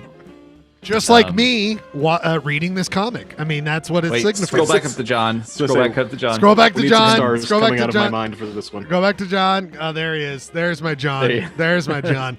Me reading this comic. All right, everybody. I was dumbfounded when I read that Zits. I was like, they went there. So it's show that with the Polyester Blend head. You always point out what needs to be pointed out with the Sunday Funnies, where they need to be critiqued, not unlike we do with what we do with the point of order. This is kind of a point of order. What are you doing here? But the Sunday funnies, Ryan, you always read them and bring them. You do it every single week, and we love you for it. We are about to go to a 2 music set. Clay, are you ready to go on your end? Oh yeah, I thought I was out. I thought this was the one where I'm not doing it. No, that's the next one. We've got 2 music set. Then we come back with a very exciting. This is very, very important. Utah County's quiz. We are getting closer and closer to the end. We are going through all 29 of the Utah counties. A quiz based on each of the counties for Ryan and Clayton. And Jeremy and I, we judge this stuff. Jeremy has to make sure I'm not screwing it up because I wrote these questions. But isn't it crazy that after this we're gonna have to just make we're gonna have to fill in this space? I know. What are we gonna do? I don't know. Make lasagna. Lasagna. We turn into a cooking show. I'm for that. By the way, I've really been obsessed with my TV came with weird channels, and one of them is American Test Kitchen, and that channel one of the greatest channels of all time. Just watching people make food at a high level. American Test Kitchen. By the way, that's actually probably a pretty good idea. We could just have one of us tasked with making a meal. Oh my God. I don't know if you guys have been up on noodle technology, but there are a bunch of lasagna noodles that you don't even have to boil anymore. They are just put in the pan. To be honest, there was a time failed treasure hunter Pat was making something during a show. We did have that once. Yes. Yeah, I remember that. So we got to revise that. Clay, you ready to go with these 2 songs? 2 songs. We come back with Utah County's quiz. Ryan and Clayton. This is very important. We're in the 20s. We've gone through. Oh my God, I can't believe we've been doing this for so long. We're in the 20s.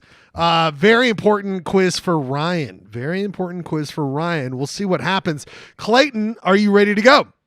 Yeah, I think it's kind of interesting. I don't think in the 25 weeks we've been doing this show or whatever, I've played Bob Dylan, who is my favorite. Ryan hates this. Ryan hates this. That's cool. Because oh my God, this worked out.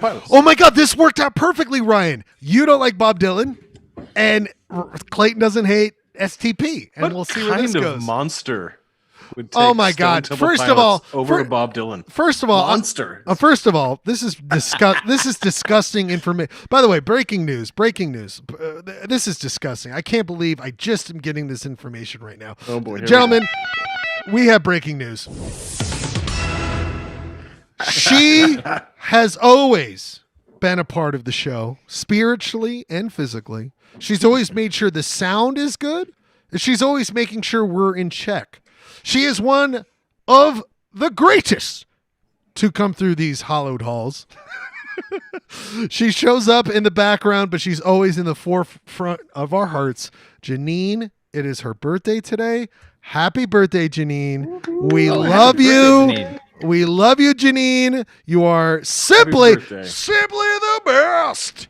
And Janine, I have a very special character who just wants to say happy birthday all the way. This is...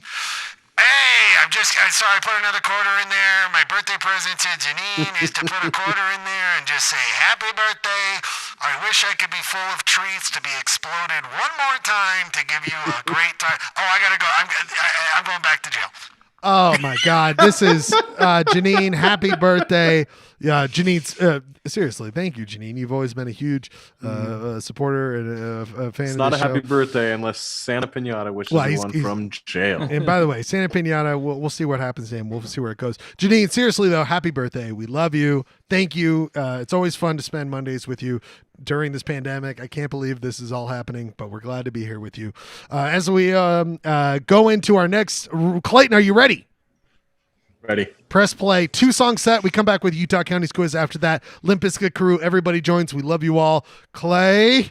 A song about a river from a very obscure artist that. Oh, my song is about a river too, from a very great artist. Oh. Our second song in this set. 2 songs. We'll be back in 3 minutes.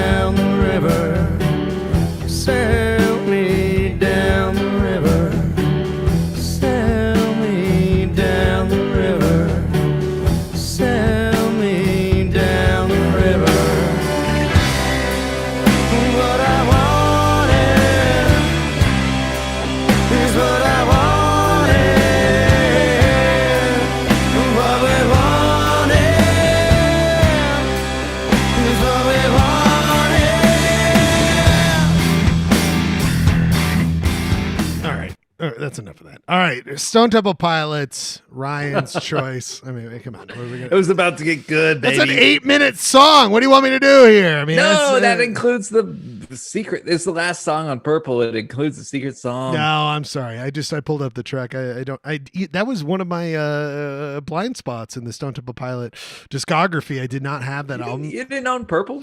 Oh, I did not have that. I was, of course, Art Shop Through the Vatican, the first album they did with I Am, but I did not have that album. So a missing track. Ryan, your thoughts on that song that you chose just I loved it. It's fantastic stuff. You know what?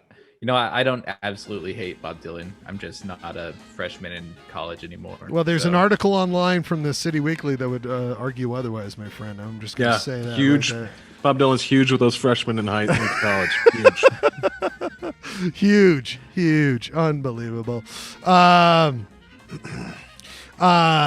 Gurky very upset. Remind me to play Bob Dylan every show from here on out. Gurky very upset about Stone Temple Pilots trying to be a masquerading guy. Oh, what do I like? Do I like this? Do I not like this? I mean, come on, Gurky, get real in the chat if you're going to be real. Thank all of you for sticking around, being a part of this 3-hour debacle. We are closing in on the end of the actual show. After that, the Limp Bizkit Krew. The Limp Bizkit Krew, the only after show that talks about the show that just took place during the show that it's talking about. Unbelievable. The Limp Bizkit Krew. We're going to put out the Zoom to everybody, have your thoughts, and be a part of it. But this is the finale of the main show.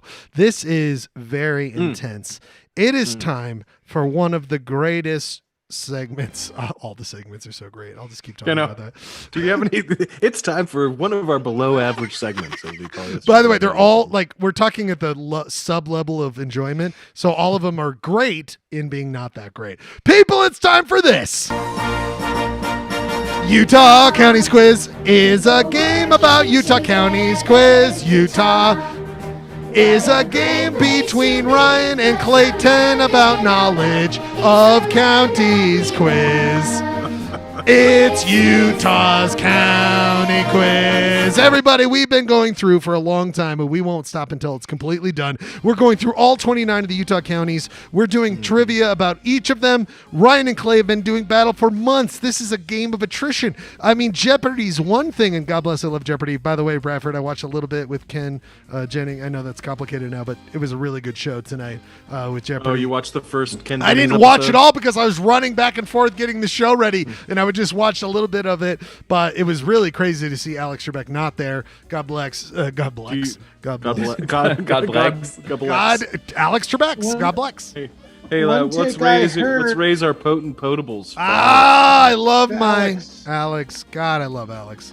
Great call. Hey, Schlegel, one take I saw is that you need a baritone to host Jeopardy, and Jennings' voice isn't right.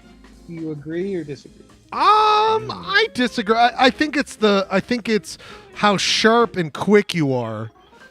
Because Alex actually was more deceiving to me, and he was deceiving to a lot. He was really quick and funny, and he had a great voice, and that's why he got into broadcasting. But I actually think that he's controlling the trigger. A lot of people don't know that. Like when he's letting people answer, he's controlling the flow. No, that's not what I've ever heard. Yes, no. So he's dealing with the pat. No. So when people aren't answering, he calls it when no one, like, he's controlling the flow. Now, of course, the people who are guessing are in control of the clickers, but if they're not answering, he's keeping the what is it? You always say this, Clay, the rate of flow, rate of play. Trebek really was doing that, and like really, making sure there wasn't a fixed timekeeper. He was the time. It wasn't fixed. Yeah. I didn't know that until recently, that Alex Trebek was in charge of the wrong answer buzzer. Yeah. So how much joy that probably gave him. And he always was sympathetic. He always, if you listen, especially towards the end, he always gave people plenty of time. Anyway, it's time for Utah County's Quiz. Utah County's Quiz. If only you could adopt that kind of grace when people get things wrong on the Utah County's Quiz. disgusting. I mean, really. Touche. I'm taking You're supposed one. to say touche. I'm taking. That was a good one. I'm taking 2 points away from Clay tonight. 2 points away from Clay already at the beginning. No, you can't do that. what we do here is it's 1 full point. We do 5 questions plus a bonus. 1 full point for the person who gets asked the question. If they get it wrong, the other person can steal for 0.5. Jeremy's here to make sure if there's any discrepancies that I have written or said or done something wrong, and God knows I do that. Jeremy's here to make sure everything's A-okay. When is there not discrepancies? On your screen right now, you see a That's why I'm here. 2 color-coded system, yellow and purple. The purple being Clay, he's up 13. Yellow being Ryan, he's at 10. We are getting closer and closer. Really, the next 2 weeks are important. You will see the red is one time we did the quiz, and the only person who got this is seriously, out of all the 6 questions, the only person to get it right was Charlie Scribner. He gets Kane County, so that is off the table, making it an even number, which is even more complicated, but we'll talk about that later. Gentlemen, I didn't even tease it. I usually tease it. I'm just going to have to say, because there's no way other to tease it, this is the county of the week that you will be dealing with, gentlemen. Look to your screens. Washington County. Home of Washington County. A part of one of the corner counties. It is in the most southwestern county of Utah. Lots of history there. What could Ryan possibly do? Well, let's go to Ryan. Ryan, what do you got this week? Well, Ryan, we always start out with a coin flip because it's odd numbered questions. Mm-hmm. The person who won last week, which is Clayton, gets to go first in guessing the coin flip, because if he gets it right, he gets to go first in question number 5. Clayton, you can see to your screen right now, we have the coin flip website that we've talked about endlessly on this show. Clay, what do you want this week? You have a pretty good record. You say you're invincible. You've never lost. I doubt that. But Clay, what do you think you got here? I'm going with heads. Heads is the call. Tails. Oh, first loss. What does it mean? It was pointing out. He jinxed himself. He really I didn't mention it. Schleichel mentioned it. But he was thinking it. We were all thinking it. We were all thinking it. Ryan, that means Ryan gets to go. Last episode, you faded yourself. You really did. Clayton, that means Ryan gets to go first on question number 5. Maybe that'll be a benefit. We'll find out. But the first question... Is it a Garfield question? It's always about Garfield. God, please. The first question, Clayton, is to you for 1 full point. If you don't get it right, Ryan can steal for 0.5. Clayton, we're talking about this. We are talking, of course, about the Paiute Indian tribe of Utah, the Paiute Nation, making up the southern part of Utah.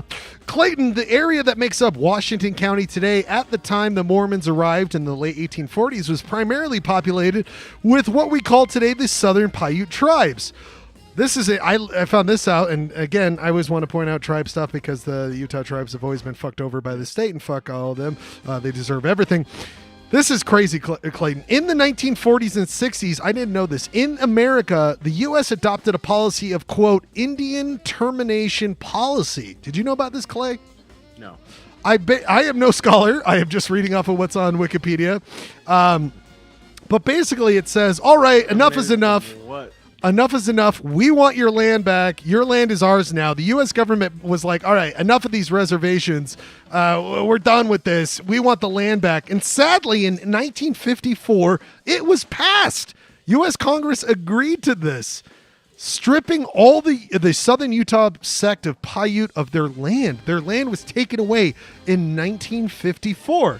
Thankfully, Jimmy Carter in 1980 reversed this, and the reservation was given back. I had no idea the reservation was taken away and given back between 54 and 80.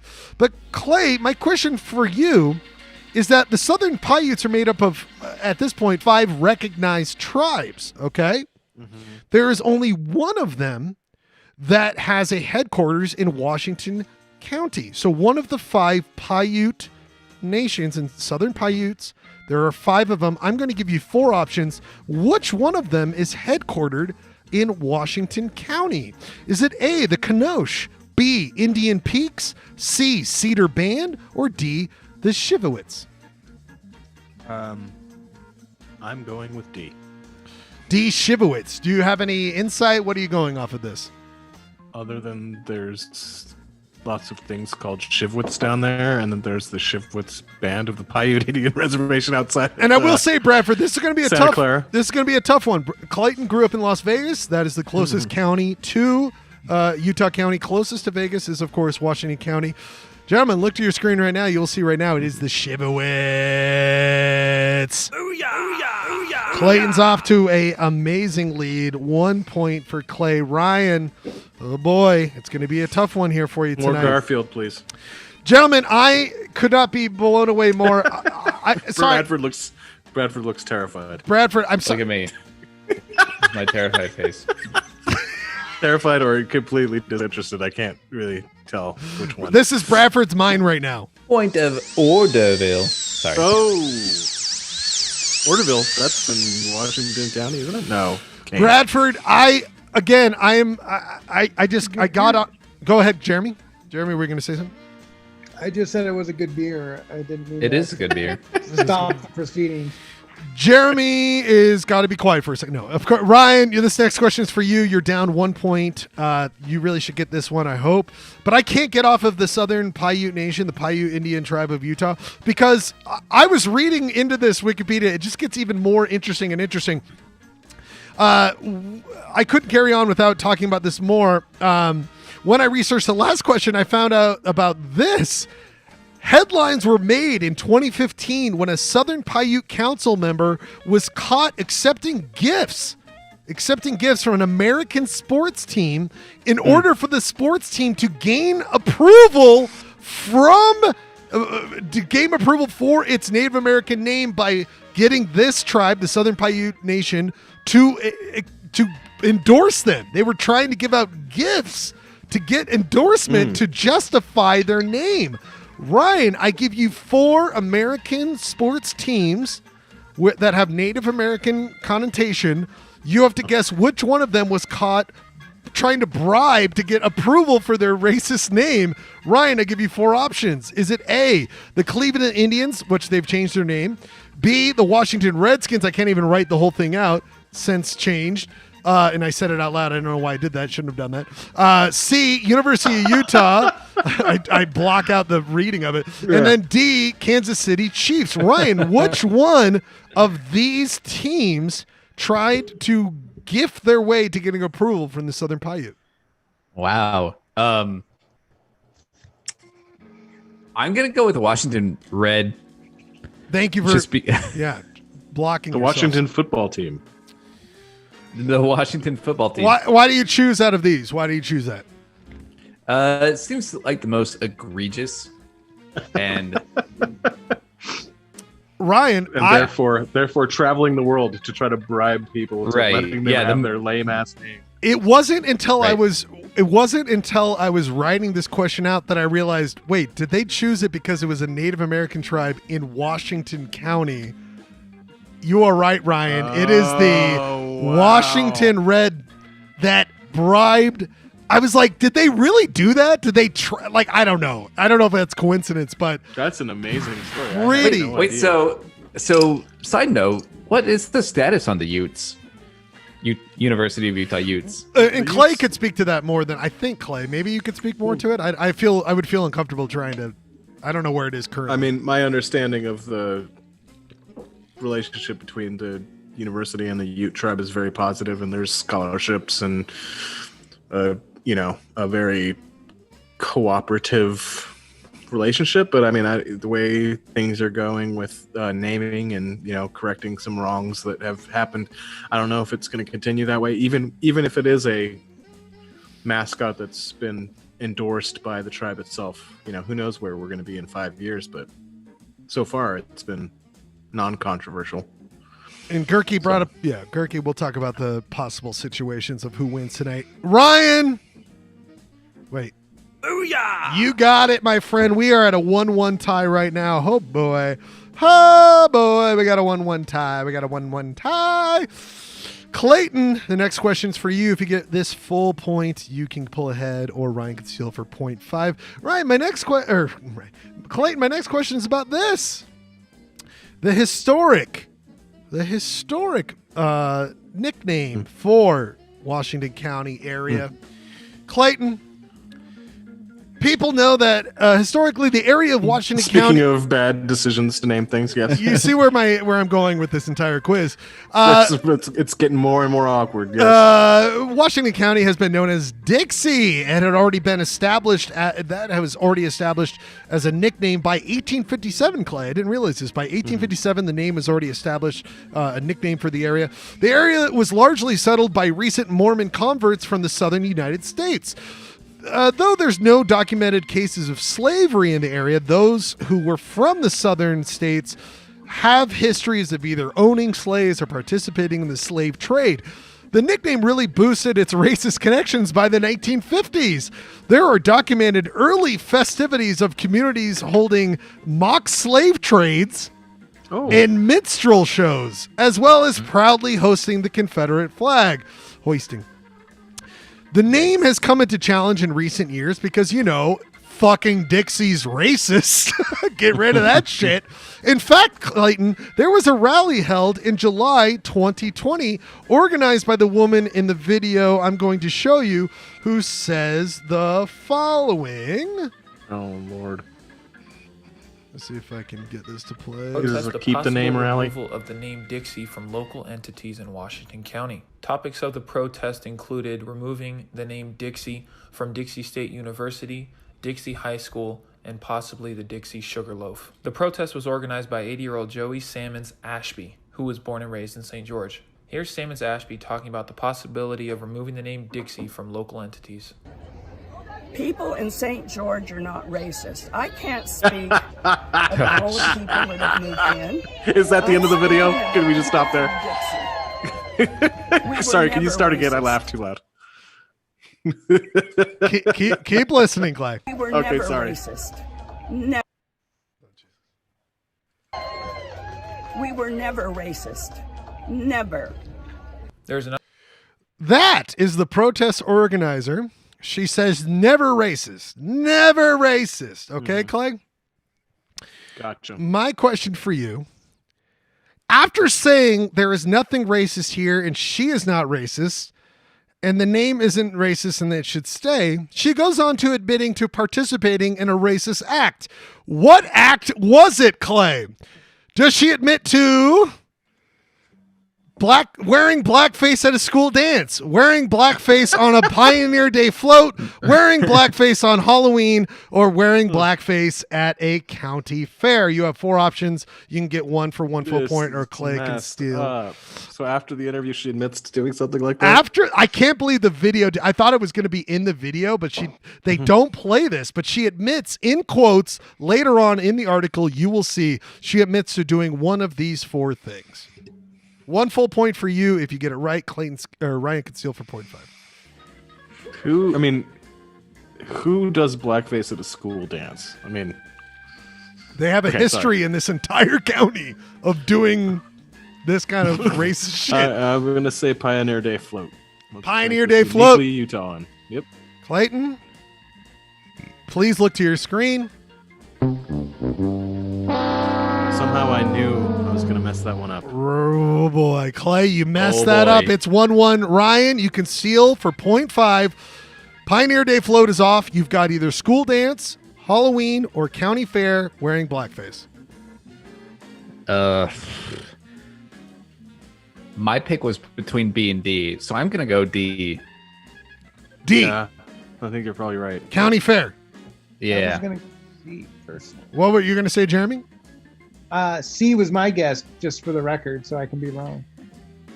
I feel like 80-year-olds don't celebrate Halloween. Halloween is when she wore blackface. How did the conversation slide from "we were never racist" to "I did blackface"? Listen to this whole quote. We used to have minstrel shows here in St. George. It was fun. It was nothing racist. Sammons Ashby said, quote, I used to dress up with a blackface for Halloween. I think actually it was a compliment to want to look like a blackface. Look at the good, quit looking at the bad. Blackface? Forgive, go on, do something for yourselves, earn respect. You're not going to do it by tearing down statues. Washington. I'm She's convinced now that they're not racist in Dixie County. Washington. The blackface is good. Gentlemen, I started going down a rabbit hole and I just couldn't stop. Ryan, this is a chance for you to pull ahead, even though you missed an opportunity there with the 0.5. Bye. Ryan, are you familiar with this, Ryan? Are you familiar with this town? Do you know what this is? Hilldale. Do you know what Hilldale is? Kinda. Do you know what Short Creek is, my friend? Yeah. Do you know what Mormon fundamentalists are? I know. Let's keep going until Ryan figures out. Ryan, there is an interesting aspect of the history of Washington County. In 1913, the members of the Council of Friends, that would be largely known as the FLDS today, created the community of Short Creek. There was a raid by the FBA, one of the FBA. the low subset of the FBI. The FBI raided it later today on this, but this was so Short Creek created Hilldale in Utah, Colorado City in Arizona. There are other areas within the Arizona Strip, and then of course Texas, Mexico, Canada. They've grown from there. Of course, we know that they carried on the practice of polygamy and holding on to more historic interpretations of Mormonism, including attire. Their one-time leader, Warren Jeffs, had a compound in Hilldale, Utah. Ryan had a compound. After his imprisonment, it was sold to an outside group and turned into an establishment. What did Warren Jeffs' compound turn into, Ryan? I give you 4 options. If you get it right, you get 1 full point, or Clayton can steal for 0.5 if you get it wrong. Out of these 4 options, Ryan, did it turn into a hunting retreat, a market / with gas pumps, a museum, or a hotel? For 1 full point. Warren Jeffs' compound in Hilldale after he went to prison.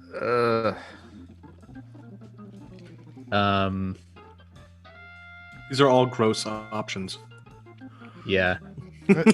Who's writing the quiz here? What a great... who's writing the quiz here? No, I'm just saying, like, none of these, like, really check out with... Like, oh, that's a good idea. Right. I'm going to go B, market with gas pumps. Market with gas pumps. That's a Maverick. That would be a fine... Adventures first stop. We don't know if the fine people at Maverick are working to buy it, but Ryan, I hate to say, you are wrong, my friend. It is in fact not a market with gas pumps. Clayton, you could steal for 0.5. Is it a hunting retreat, museum, or hotel? First of all, if it was a museum, that would be the most like fucked up museum ever. Which I would love. I would absolutely. But also, it's kind of a messed up hotel. And hotel is what I believe it was turned into, which is D. Final answer, Clay. God, it rings too many bells for me to say anything else. Look to your screen right now.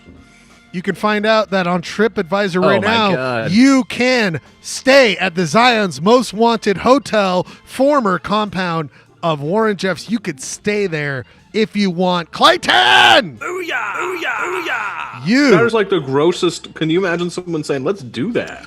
Gentlemen, guess what? Years ago, I found this out.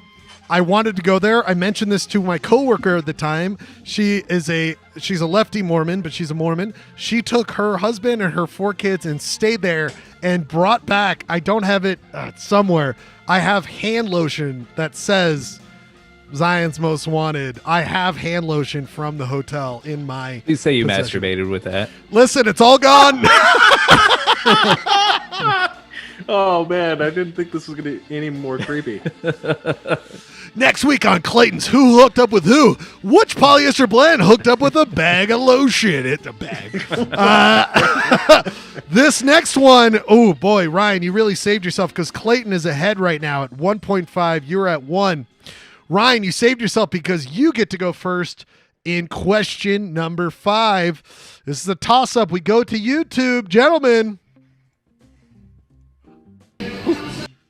As the fight against COVID-19 rages here in New York and hotspots across the country, there are a few pockets where the coronavirus is very much out of sight, out of mind. Arcana Whitworth went to a town called Washington City in Utah, where it's still business as usual for some. The 405 in Los Angeles is utterly empty, yet the roads here in Southwest Utah. This was posted in April 2020. Yeah, this is like right at the heart of the totally lockdown. Jam-packed. Businesses still open. hitting the links with friends. They feel like long gone luxuries when so much of the country is locked down. But in Washington City, Utah, this is still daily life. You don't feel like you want to wear masks or gloves? No. You feel safe? Yeah, I do. We have hand sanitizer in the car and we're good. I feel safe. I mean, like, yeah, you don't touch your face, but like, Yeah. I mean, that's what you do anyways. Don't touch your face. So you guys This is the best. just invited me to come party with you? Did you guys hear that? You guys just invited me to come party with you? Just invited me to come party with you? Absolutely. Are you partying like normal? This is our routine. Oh man, are they outside of a Are they Macy's? tailgating at a Costco? I think Jeremy. I don't know. I'm just gonna focus on that. I just kind of think what parking lot that is, Jeremy. Yeah, I don't recognize it. People enjoying lunch behind me in a group. I skip ahead. So, this guy. You gotta listen to this guy. Listen to this guy. Time. Don't be a sheep. They say they're letting fewer people in at a time. Don't be a sheep. That's my policy. Don't be a sheep. Everyone's a sheep right now, and they say wear a mask. People put a mask on. Don't be a sheep. Research, educate yourself. Education is a powerful tool. But countywide, wonder what they kind only of have education he's 35 talking cases here and 1 death. Lacey Priest, who owns and operates a barbershop in neighboring St. George, has stayed open for haircuts What and kind beard of trims. taxidermy held barbershop is that? Ryan Bradford. All right. In this ABC video from April 2020, during the pandemic, this story was about Washington County carrying on as usual. A month into the pandemic, they interviewed local people. They also talked to a hair salon, which you see right here, that stayed open without masks. They interviewed 2 employees. You will see, as Clayton mentioned, when you walk into this place, a barbershop in neighboring St. George has stayed open for haircuts and beard trims. Lots of taxidermy. My question for you, Ryan. In fact, during the interview, there was a noticeable animal head on the wall. My question for you, Ryan, what type of animal head trophy is it? On the corner, Ryan, what? You've got 4 options. Which type of animal is that on the wall? Is it A, kudu, B, an impala, C, a Thompson's gazelle, or D, a dibbitag? Wait, are you talking about the animal that you paused on? That's right. See that right there. This one. That one right there. Obviously some exotic. So you've got 4 options. Is it a kudu, an impala, a Thompson's gazelle, or a dibbitag? Dibbitag. I'm gonna say kudu. Final answer. Kudu. Yes. Oh man, Clay is gonna love this. Clayton, I want you to have a chance at this. But that's not what's going to happen, because if you look to your screen, Ryan Bradford got to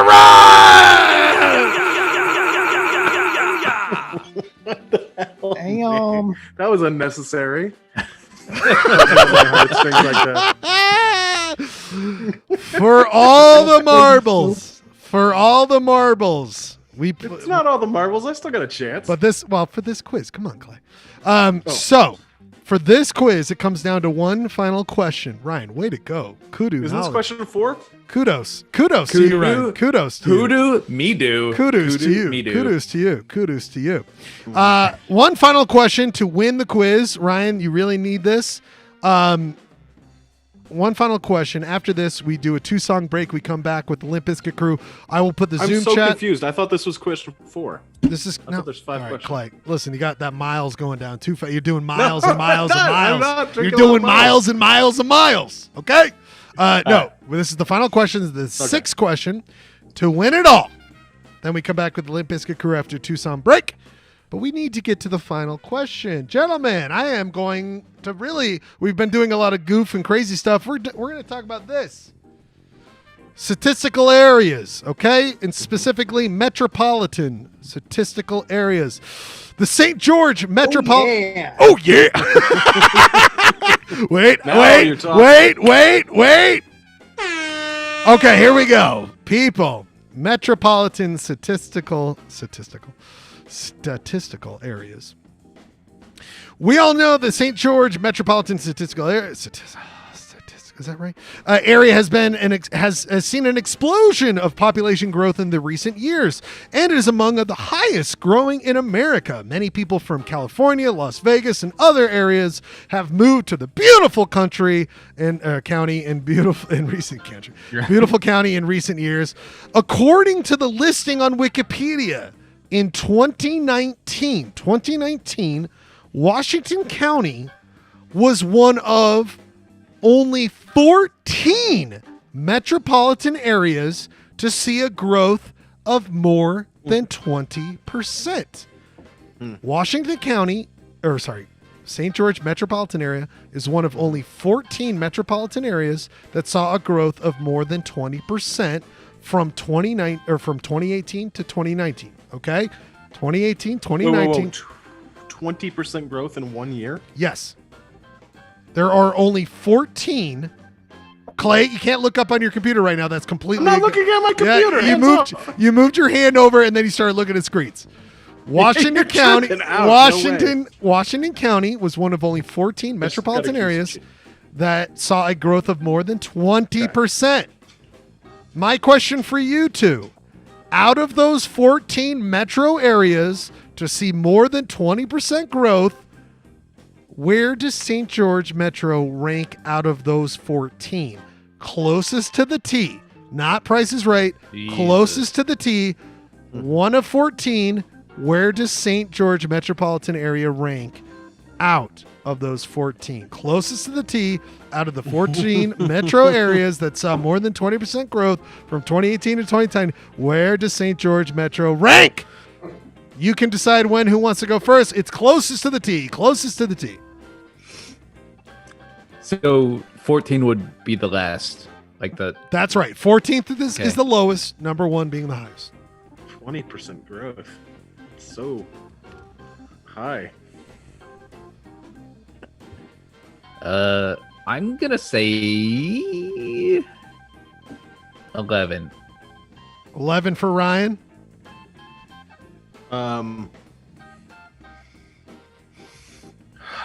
Closest to the T, I'm gonna go 10. I think it's more probably like 3 or 4, but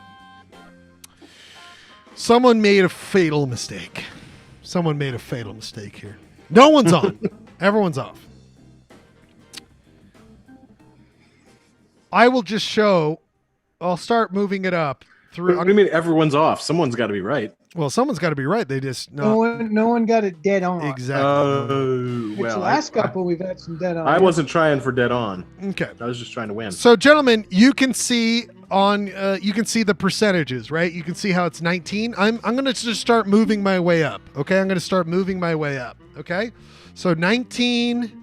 Then we see 20. So now we're at 20. Okay, so there's 14, 13, 12, 11, 10, 9, 8, 7, 6, 5, 4, 3. Wait, I missed it. 4. Gentlemen, St. George was the 4th highest by percentage. Clayton Scrivener takes a commanding lead, 14 to 10. What did I say when I said 10? I think it's more like 4. Ryan, I don't know why you didn't give yourself a mathematical advantage. You said 3 or 4, just still very good. But by the way, I just said it was probably 4. You threw out Clay, Wilston. Way to play the odds. That was well played. Wilston, North Dakota, 67% climb in population. What did it go from, like 10 to 15 or what? It went from 22,000 to 37,000. Texas up there, North Dakota again. Is there an oil boom up there? What is that? What is that number 2? What is that one with the millions of people? That's Austin. Austin Metropolitan. Austin, Texas. Grew 20% in 1 year? Yes, from 1.7 to 2.2 million. That's insanity. Ryan, your thoughts on losing here tonight? By the way, mathematically, next week is a big one. Because you can only tie if you get next week right. Ryan, your thoughts here tonight? I got nothing. Devastating. Clayton, The brink of victory is at your cusp. Your cusp. I mean, to think that I had a chance of winning a county's a championship in a state that I haven't lived in for 10 years, and Clayton has been a public servant in for his entire 150 years that he's been alive. Don't do this routine. It's embarrassing. It's embarrassing. It just seems a little one-sided, you know. But whatever. We'll do a Garfield County's quiz. Anything, all the counties in the country that are named Garfield. You can have them. We will continue this conversation into the Limp Bizkit Krew. We're all coming back. I'm going to put the Zoom into the YouTube chat. Thank you all for being here. Clayton, way to go.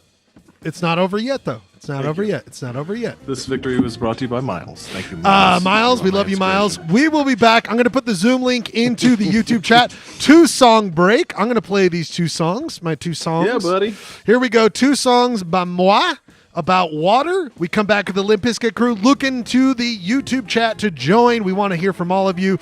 My first song is, of course, from the great Oren, quote-unquote, Juice Jones. The song is The Rain. 2-song break from Polyester Blend or Andrews Jones. We be back after 2 songs. Limp Bizkit Krew. Look to the Zoom link. We talk until the end at 11 o'clock. We love you all. Thanks for being here. Polyester Blend forever.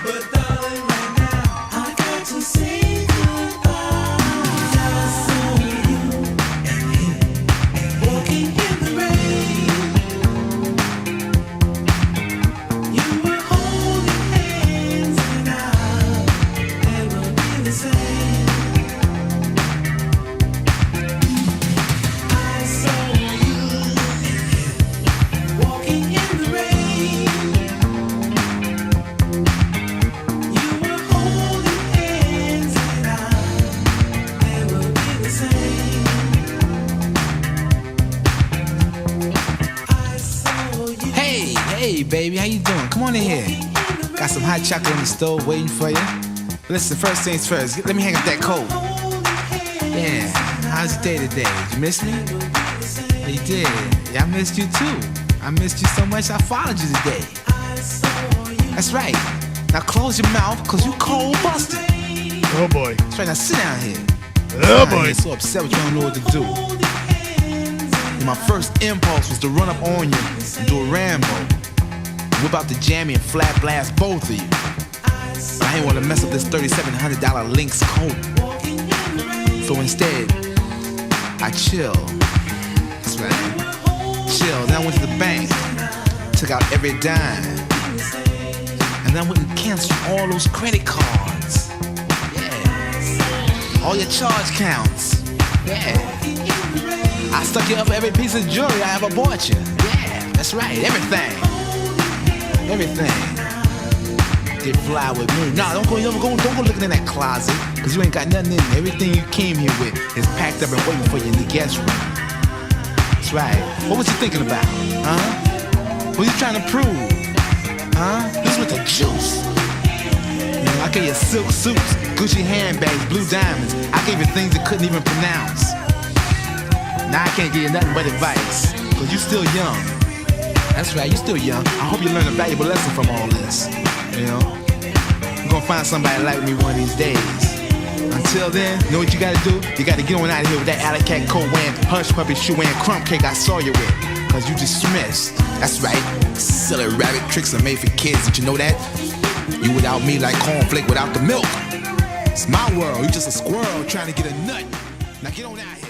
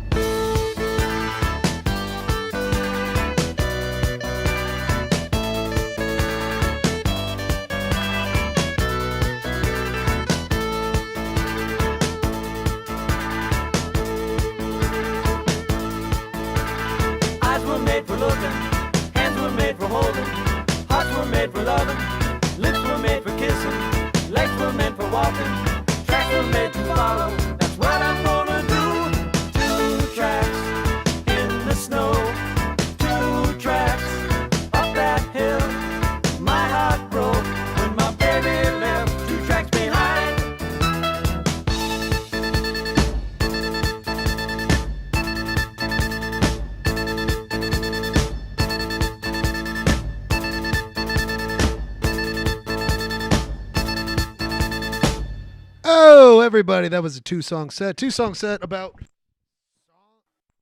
songs about water. Thanks for being here. I just put the Zoom link into the YouTube chat. Join if you want to be a part of the Limp Bizkit Krew.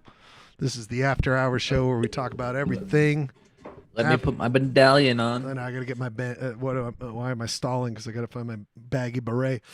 The Limp Bizkit Krew. We talk about the show. We talk about whatever you want to. Anything discussed here tonight, we talk about it. We want to hear your thoughts. Join the Zoom if you want, or if you want, just watch the show. You don't have to do anything. You can just be a part of it. Those two songs, Devo, Snowball, Snow, being what we need right now. So I did Snow, and then of course. I love that song, by the way. And then the other one, I didn't realize he went into a diatribe about women at the end there. Really wouldn't have played that song. But I like the song in the beginning. Anyway, welcome to Limp Bizkit Krew. Are you talking about the end of the Orange Juice song? Yeah, where he's like, "All right, I caught you. It's like, all right, just trying to a squirrel trying to get a nut, man.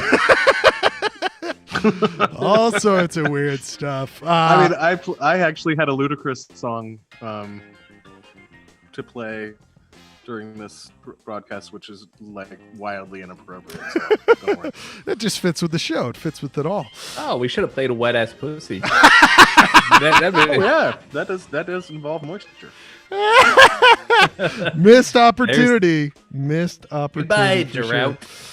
We blew it. Limp Bizkit Krew here. We talk about everything. We've got some recommends I could go through here tonight. I want to get to Ryan's. We've been just waiting forever to get to Ryan's, the Gary Sinise band. We've not done it. We've got. My God. Yeah, I think I put that maybe 2 weeks ago in. And I was just sitting there. We're getting joined right now by two distinguished white husky boys, our sweet white husky boys. We got Louis Godfrey from California. Louis, how are you tonight? I am, just keeping it real. Always the most. You're what you say on the show is doctrine to me. You know, that kind of stuff of I'm here, I'm just hanging out. I love it. It just kills me. He always wins the best headphones award. Hey, excuse me. I got my ancient pair of boys headphones that I've had for God knows how long. I got DT7700. Hey, will you just raise your hand if you could hear the tone in your left ear, and then raise your right hand if you could hear a tone in your right ear? Also, an important point to make before we introduce Gurky is that none of the insurrectionists were wearing tam o' shanters. I know. Really disrespectful to the polyester Of blend. all the questionable fashion choices on display, that one was missing. And It exonerates Schlegel. Thank you. Despite being a white husky boy, he was not part of the us Tam O'Shanters. There was like, baggy I gotta berets. say, I mean, I realize that the United States is full of husky, but like, I think the husk ratio, especially the people that stormed, it was like husky was required. Yeah, to storm. Oh yeah, right. There was a definite weigh-in for the Proud Boys that day. Speaking of weighing in, we want to know where he weighs in. He's going to tell us his weight in 5 seconds. He's all the way from South Salt Lake, not North Salt Lake, not the regular Salt Lake. He's from just regular Salt Lake, South Salt Lake. It is Robert Gurky. Well, thanks for having me, gentlemen. It's so good to have you here. I think we call it Dixie Salt Lake out here. How many Halloweens? I'm not going to even ask that question. We've never been racist Dixie Salt Lake. That time that we hung a guy. Oh my God, gentlemen! For the first time in forever, maybe she. If you don't want to be a part of it, you don't have to be. But we do. For the first time we might have a female here, joining us. Kristen Everson. What's up, Kristen? Welcome. See how quickly they move on from me. We've heard enough. You got enough articles in the fucking mass stream. We don't need to hear more from you. No, we love you so much. Kristen, how are you tonight? Your thoughts on the show so far here? I don't know if you can see me. I just did chef kiss. Mwah, mwah. Now, was it delightful for you to see Ryan Bradford fail horrifically in a quiz about counties in a state he hasn't lived in for a decade? Does that satisfying? I mostly just expected it, so it wasn't satisfying so much as just. I mean, look at his hair. He's got my haircut now. Oh, he really does. Oh my God, that's a hard swoop. Look at my sweatshirt though. I know. I saw it on your Instagram today, and I was like, it's amazing. It's beautiful. It's so perfect it's for really where you are in your life right now. It's really hard actually to find a good Garfield sweatshirt because Jim Davis has licensed the shit out of everything, and so everything is bullshit. Real. I'll find one in 5 seconds. All right, go ahead. The struggle is truly real. You will. You know what's really hard to it's find all is a like mason knockoff. jar. It's all knockoff bootleg shit. Oh, and you need So it's the just been, real like- deal. Yeah. Hello. You have to have the real deal. Hello. I mean, what are we doing here, Ryan? Why didn't you pick up the I speak French fries? I mean, I don't know. So I don't know. Do you guys remember the Jersey's outlet or any of the Jersey's outlet? I just had a Park weird City? Yeah. Whoa. A weird memory pop up. Yeah. And do you remember how you could have like a graphic like ironed on, like you could pick your sweatshirt, but you could have a graphic ironed on? I feel like every Garfield piece of merchandise is that. It's just like an iron-on graphic from some like bootleg source. Bradford, when Steph and I went up to West Yellowstone, right as the storm that came through and destroyed Rose Park and destroyed everything, we were in West Yellowstone, and Steph and I, we like to dress ourselves as tourist chic. Is what I describe it, like the finest tourist bullshit. I love that kind of the garb. But we went into all these stores, and like all of West Yellowstone is made up of these stores, Bradford, that are like, what do you want? You want Bob Marley lion smoking a blunt that says I like Yellowstone, or do you want a bison smoking a blunt saying I like Yellowstone? I mean, what do you want here? And you bought all of them, right? And I had such a hard time because I love tourist swag. I fucking, I have a Wayne County long sleeve shirt. I love tourist bullshit. But out of 4 to 5 stores we went to, I was like, I can't find anything I want because it's all basically a different animal smoking a blunt and tie-dye. I mean, I just can't do it. Can't do it. You should have bought them all. Yellowstone is a really special place for that very reason. Right. It's like not true Yellowstone, it's West Yellowstone. And they had these sweatshirts, and I should have bought one for Ryan. Just another cool. Is that oh yeah, anal gall? You could draw the little star Yeah. for his little butt there. It's Starfish Garfield. a lot of people don't know this is the most popular colonoscopy office icons. I mean, a lot of colonoscopy offices offer They've this. got that hanging on their wall. Right, and it's like, Can that be next week's You Shop, bro? Oh, Garfield sweatshirt shop next week. I'm writing it down. If someone doesn't put like a gerbil and Oh, God. a gerbil in Richard Gere's face in that shop, you're not doing it right. I was thinking I'm just brainstorming here, but I was thinking the Noid might be appropriate there. I'm just spitballing. Maybe you put the Noid in there. We all want the Noid. All right. First of all, by the way, Ryan, you put this in recommends. Let's go through some recommends here towards the end of the show. Recommends. Ryan, you put in this. Do you want to describe this before I play it? Yeah. So this was before 2021, and I actually. Backing up, I've been watching the new Stand, the miniseries on CBS All Access.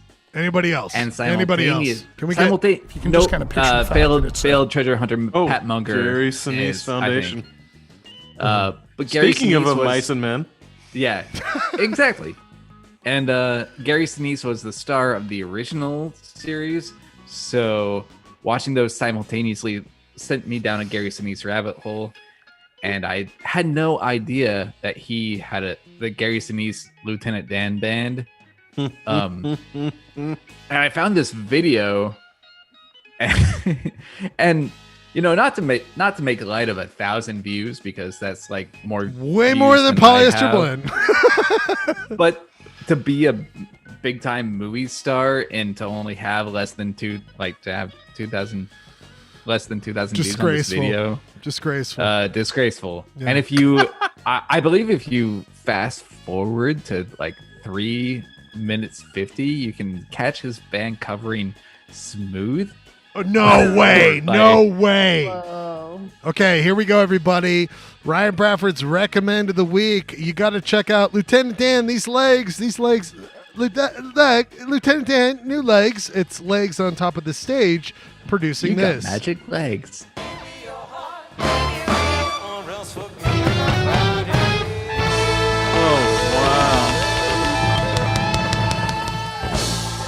Wait, is he on bass? Yes. Oh, he's on. So there's so he's many the things that I McCartney. love. He's on bass and he wears his own merch on stage. And To be I just fair, love Lieutenant Dan is really the bass for Forrest Gump. Like, it makes sense. You know what I mean? Like, he's just the bass line underneath it all that comes back around. I mean, Gary Sinise really nailed this earlier with Forrest Gump, but Everybody having fun today? oh boy. Oh boy. That's if we're like we'd be lucky to get these numbers for a Polyester Blend live event. Just like everyone we know, very close. Just let's support the shit out of them. This guy in the black in the background, like I thought I was seeing Lieutenant Dan doing something. This isn't that good. Hey, Schlegel, I have a late addition to my recommend of the week. It is in the Google Doc. Okay. Underneath the clue. By the way. We'll get to that. Just let you know before we start into the relic. That's a big ass bass, by the way. I mean, that's a big ass bass. I mean, he the man needs full thumbs. And is it a big ass bass or is Gary Sinise microscopic? I mean, he's got to be like 5 foot nothing. I think that's just a normal neck length for a bass. Oh, sorry, Jeremy. Thank you, Jeremy. You always making sure to provide that. Is this a magic bass? Magic bass. I love Jeremy's commentary. It's my favorite. Magic bass. What is Dan? You got a magic bass. Magic What bass. is Gary Sinise's greatest film role? That's the question. Of course, it's Snake Eyes, the villain in Snake Eyes, the Brian De Palma movie from 1990. No one else. It's Ransom. He's the bad guy in Ransom. No, that is he. Is he a bad guy in both? Because he might be a bad guy in both. By the way, He is a bad guy in both. That- Those are both accurate. What are the main goals of the Gary Sinise Foundation? Gary Sinise, he actually does an amazing. Of course, he goes out and talks to My veteran groups. answer was bass player in the Gary Sinise band was his worst We role. wanted to come up and show our support. Gary Sinise, he's done a million things for veterans. I mean, I don't want to. I don't want to. I don't want to goof on him. No, this too is a very he's a very veteran focused. Yeah, he's an upstanding gentleman of person, society, as opposed to Polyester Blend. I want to show you this, you gentlemen. Before we get to take. He before gives. Yeah, exactly. Polyester Blend is miscreants, doesn't do anything for population. Gary Sinise does all of it. This is a long-standing recommend for me, gentlemen. I follow the Jacob Barlow YouTube channel, which I'm obsessed with Utah history. I love Utah history. And I want to go to all the Utah history places, but I get mad because this guy in Utah County, Jacob Barlow, has a YouTube channel where he just he doesn't think the same way I do, which is I just want a nice shot or a nice still photo. He just films off of his phone and just films historic places in Utah, and they don't look good, and there's no one watches them, but I'm obsessed with them. Oh, by the way, you just don't feel like he classes it up the way you do. By the way, I think I've brought this up on the show before, but I have emailed this guy, and he did respond. And I said, hey, we're a super lefty show. I know lefty show. I'm sorry, we're a super lefty show, but I would love to have you on. I asked this guy months ago to be on Polyester Blend and sent him a link to one of our shows, and he just responded with I love the energy of that show. And that was it. But I bring it up because I have been following his YouTube channel for a long time. It's mostly just him with his iPhone. Watch what he is breaking different levels here. Watch this. This is him going to the place, the Singles Ward. The Singles Ward movie was filmed. Let's watch this for a second. Oh man, that is some really inconsequential Utah history here. The filming location. This former chapel turned community center gets used in a lot of movies as a chapel. Oh, does it? The movie The Singles Ward. There it is, Singles Ward. By the way, him knowing to put this graphic on top of the video is he has reached exponential level. I've never seen him accomplish this. That's Gary Sinise level of production value. Right. Gary Sinise is about to come out and be like, "Hey, who wants to hear Smooth? Here we go. 1, 2, 3, 4." Wait, now in the pantheon of Mormon cinema, is Singles Ward the one that has Gary Coleman, or was that a different one? That's the Church Ball. That was Church the. Ball. I knew it, Lewis. I knew you'd come through on. No, Lewis. That was the. Here's the kind of timeline. Is God's Army came out. Oh boy. And people started talking up oh, there's going to be this really interesting wave of Mormon cinema. These other movies are coming out. And then the Singles Ward came out, and everyone's like, never mind. It's not. But Brigham City came out after God's Army, right? That was kind of a hit. Lewis is about to go off. Yeah, well, that was Richard Dutcher. This was all the people trying to piggyback on God's Army. Junior's regular Richard Dutcher. So Where does Pool Hall Junkies fit in? That would not have been classified as Mormon cinema. Mormon cinema. But Jeremy, is God's Army was officially? Oh, sorry, Jeremy. I was just going to ask if is Singles Ward the most popular of the Mormon world cinema? Or Wouldn't you say that it was Napoleon Dynamite? No, that's not. That wasn't made by the Mormon Church. I think the Well, it wasn't. Neither were these other ones made by the Mormon Church. Wasn't made by the Mormon Church either, but it was. Singles Ward was more overtly appealing to Mormons. So, what about those war movies though? Those Mormon war movies. Yeah, Saints and Soldiers. Yeah, that's a great point, Kristen. Like, is that like, yeah, what's more popular, Singles Ward or? So God's Army was really successful among Mormons, and Larry H. Miller played it in his theaters and stuff. So he did that double feature with Brokeback Mountain. I remember that. Yeah.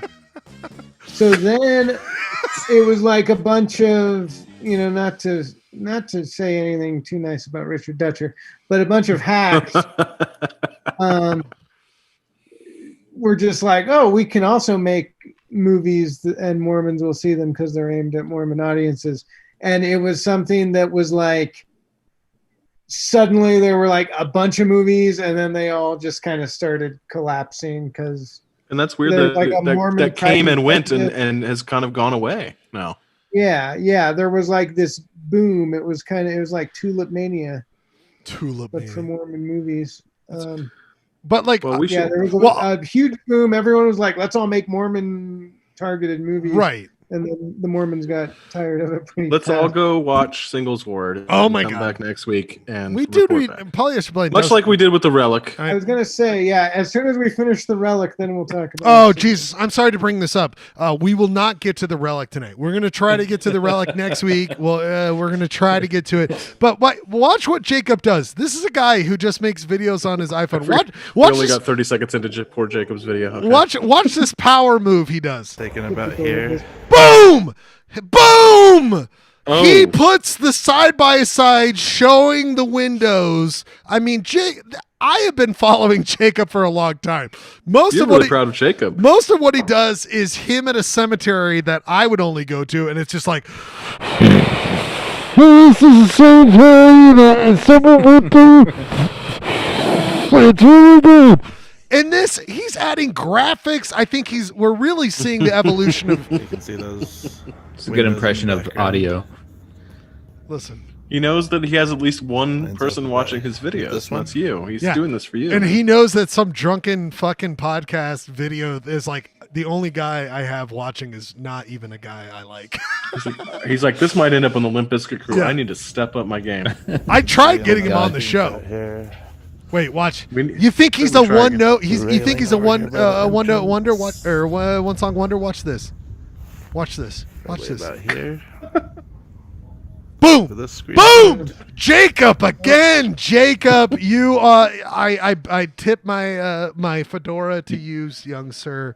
You never stop amazing me. Clay, where's your doth your tempo shander? Is this gonna work? Is this going to work? This is a video I sent out earlier. I cannot stop watching this. This is the best video. Oh, is it going to work? Well, maybe it might. Can you do full screen? Oh, I heard a sound. I know, I heard it. Okay. Oh, God. I don't know if I can do full. It doesn't give me a full screen.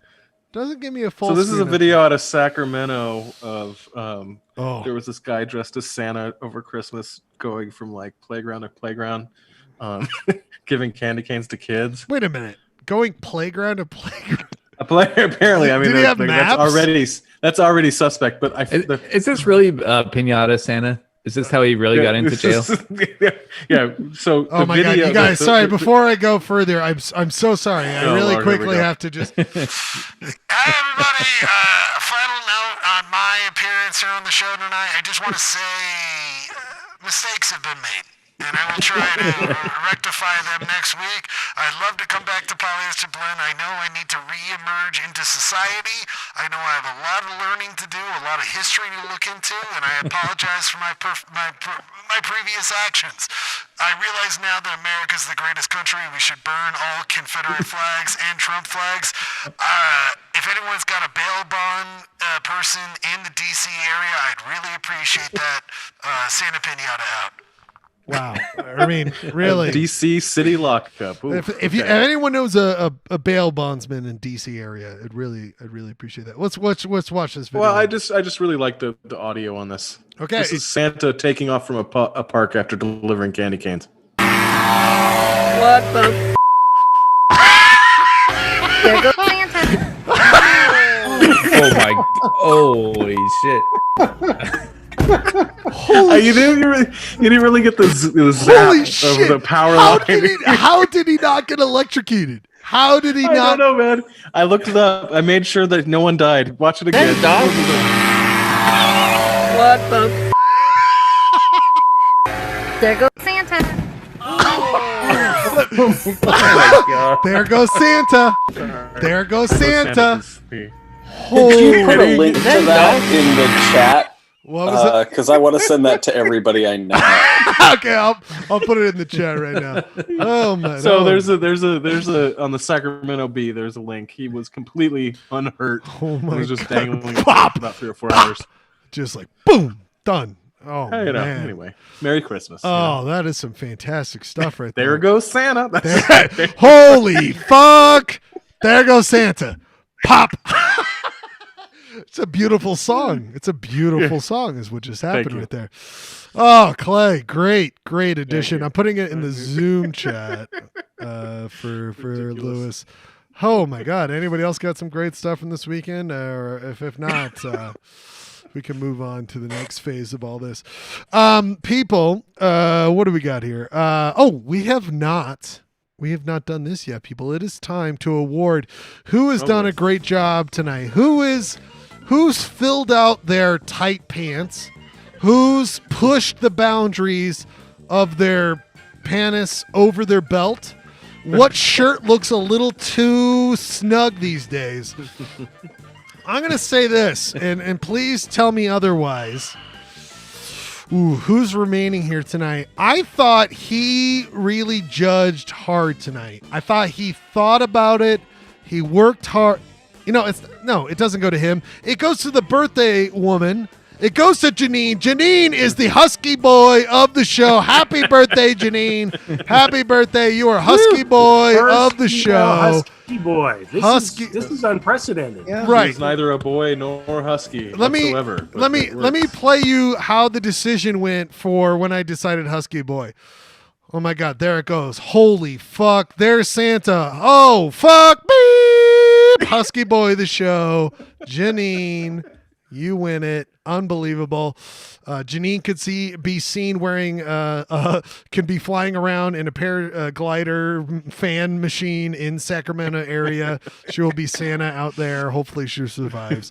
Jeremy, your thoughts on Janine, a wonderful person in your life, getting husky boy of the night? I mean, what are the thoughts here? A little jealousy, I'm assuming. Janine, her head was hurting, so she actually went to bed. Wait, she was watching Polyester Blend. What a wake up call she's going to have in the morning. When she wakes up, she's going to be honored as hell. You know? Honored as hell. That's what I always say. And by the way, her head was hurting, and the last thing she was doing is watching Polyester Blend. That makes sense. Yeah. Makes a lot of And then sense. People at her job. And she's the husky boy of the show. People at her job are going to be like, Janine, you got a little pep in your step this morning. Like, what happened? Well, I woke up and I found out I was the husky boy. It could be she finds out from her coworkers who are all watching, like, if I don't tell her in the morning. Right. And all of her coworkers are going to talk about this. This is very exciting stuff. We are going to end the actual broadcast of tonight's show very soon. We're going to end it at 11 o'clock. But don't go anywhere, everyone. We're going to keep hanging out. If you want to join, the Zoom is in the YouTube. Join us. We're just going to be hanging out, not live broadcasting, just talking about whatever. But at this point of the show, we always do this as a fine tradition in Polyester Blend. The last to join, and then we go to the first to join. Kristen, your thoughts on tonight's show, your thoughts before we end the broadcast night. Your favorite parts, your least favorite parts, your least favorite people. I mean, let's throw manure at people. Your least favorite people. Let's do a deep dive on that one. That won't be controversial. Wow. I've okay, pressure's on. Favorite part, was when Clayton was triumphant over Bradford. Oh, controversial. Sorry, Bradford. Controversial. Yeah, I know it's tough. Because he tried to steal your hairstyle and you got mad. So I'm now pretty you root over for... it already. Okay. Yeah. Also, the whole cat thing. Who was a cat person first? Ryan. Oh. Good call. Also, who has a cat right now?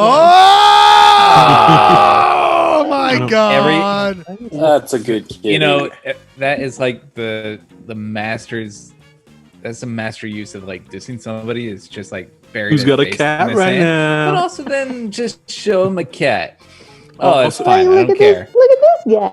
Also, we need to be a little gentle on Bradford because someone bought a Garfield sweatshirt and didn't get named Husky Boy. That's, Oh, good point. Good Oof, point. that's a rough one. Very Well, good loss. point.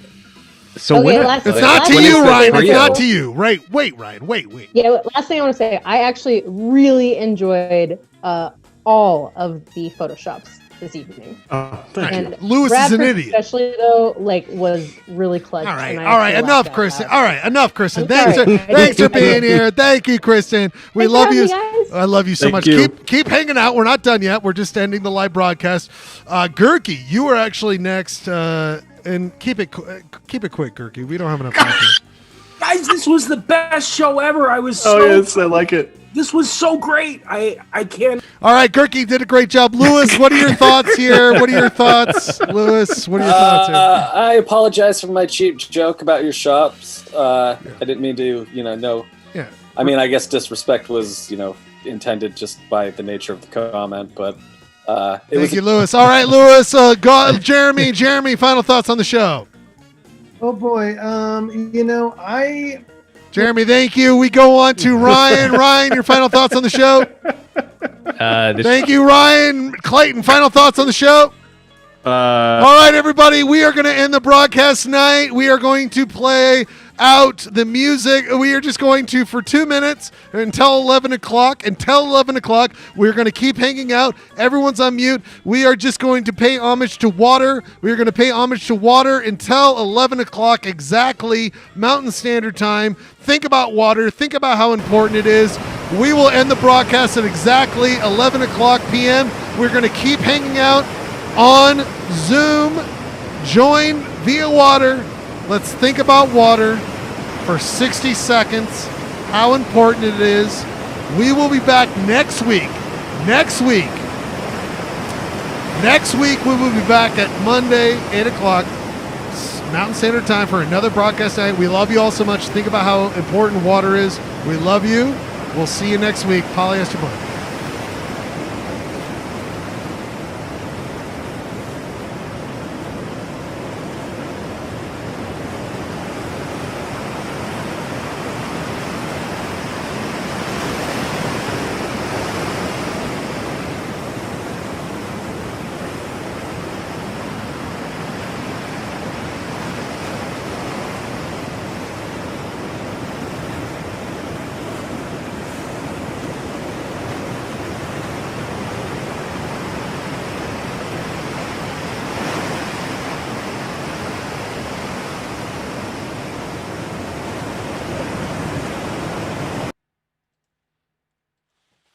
I'm back, you done sons of bitches. I'm out of the DC jail. I'll see you next week. Polyester Blend. We'll be back next week. See you in hell.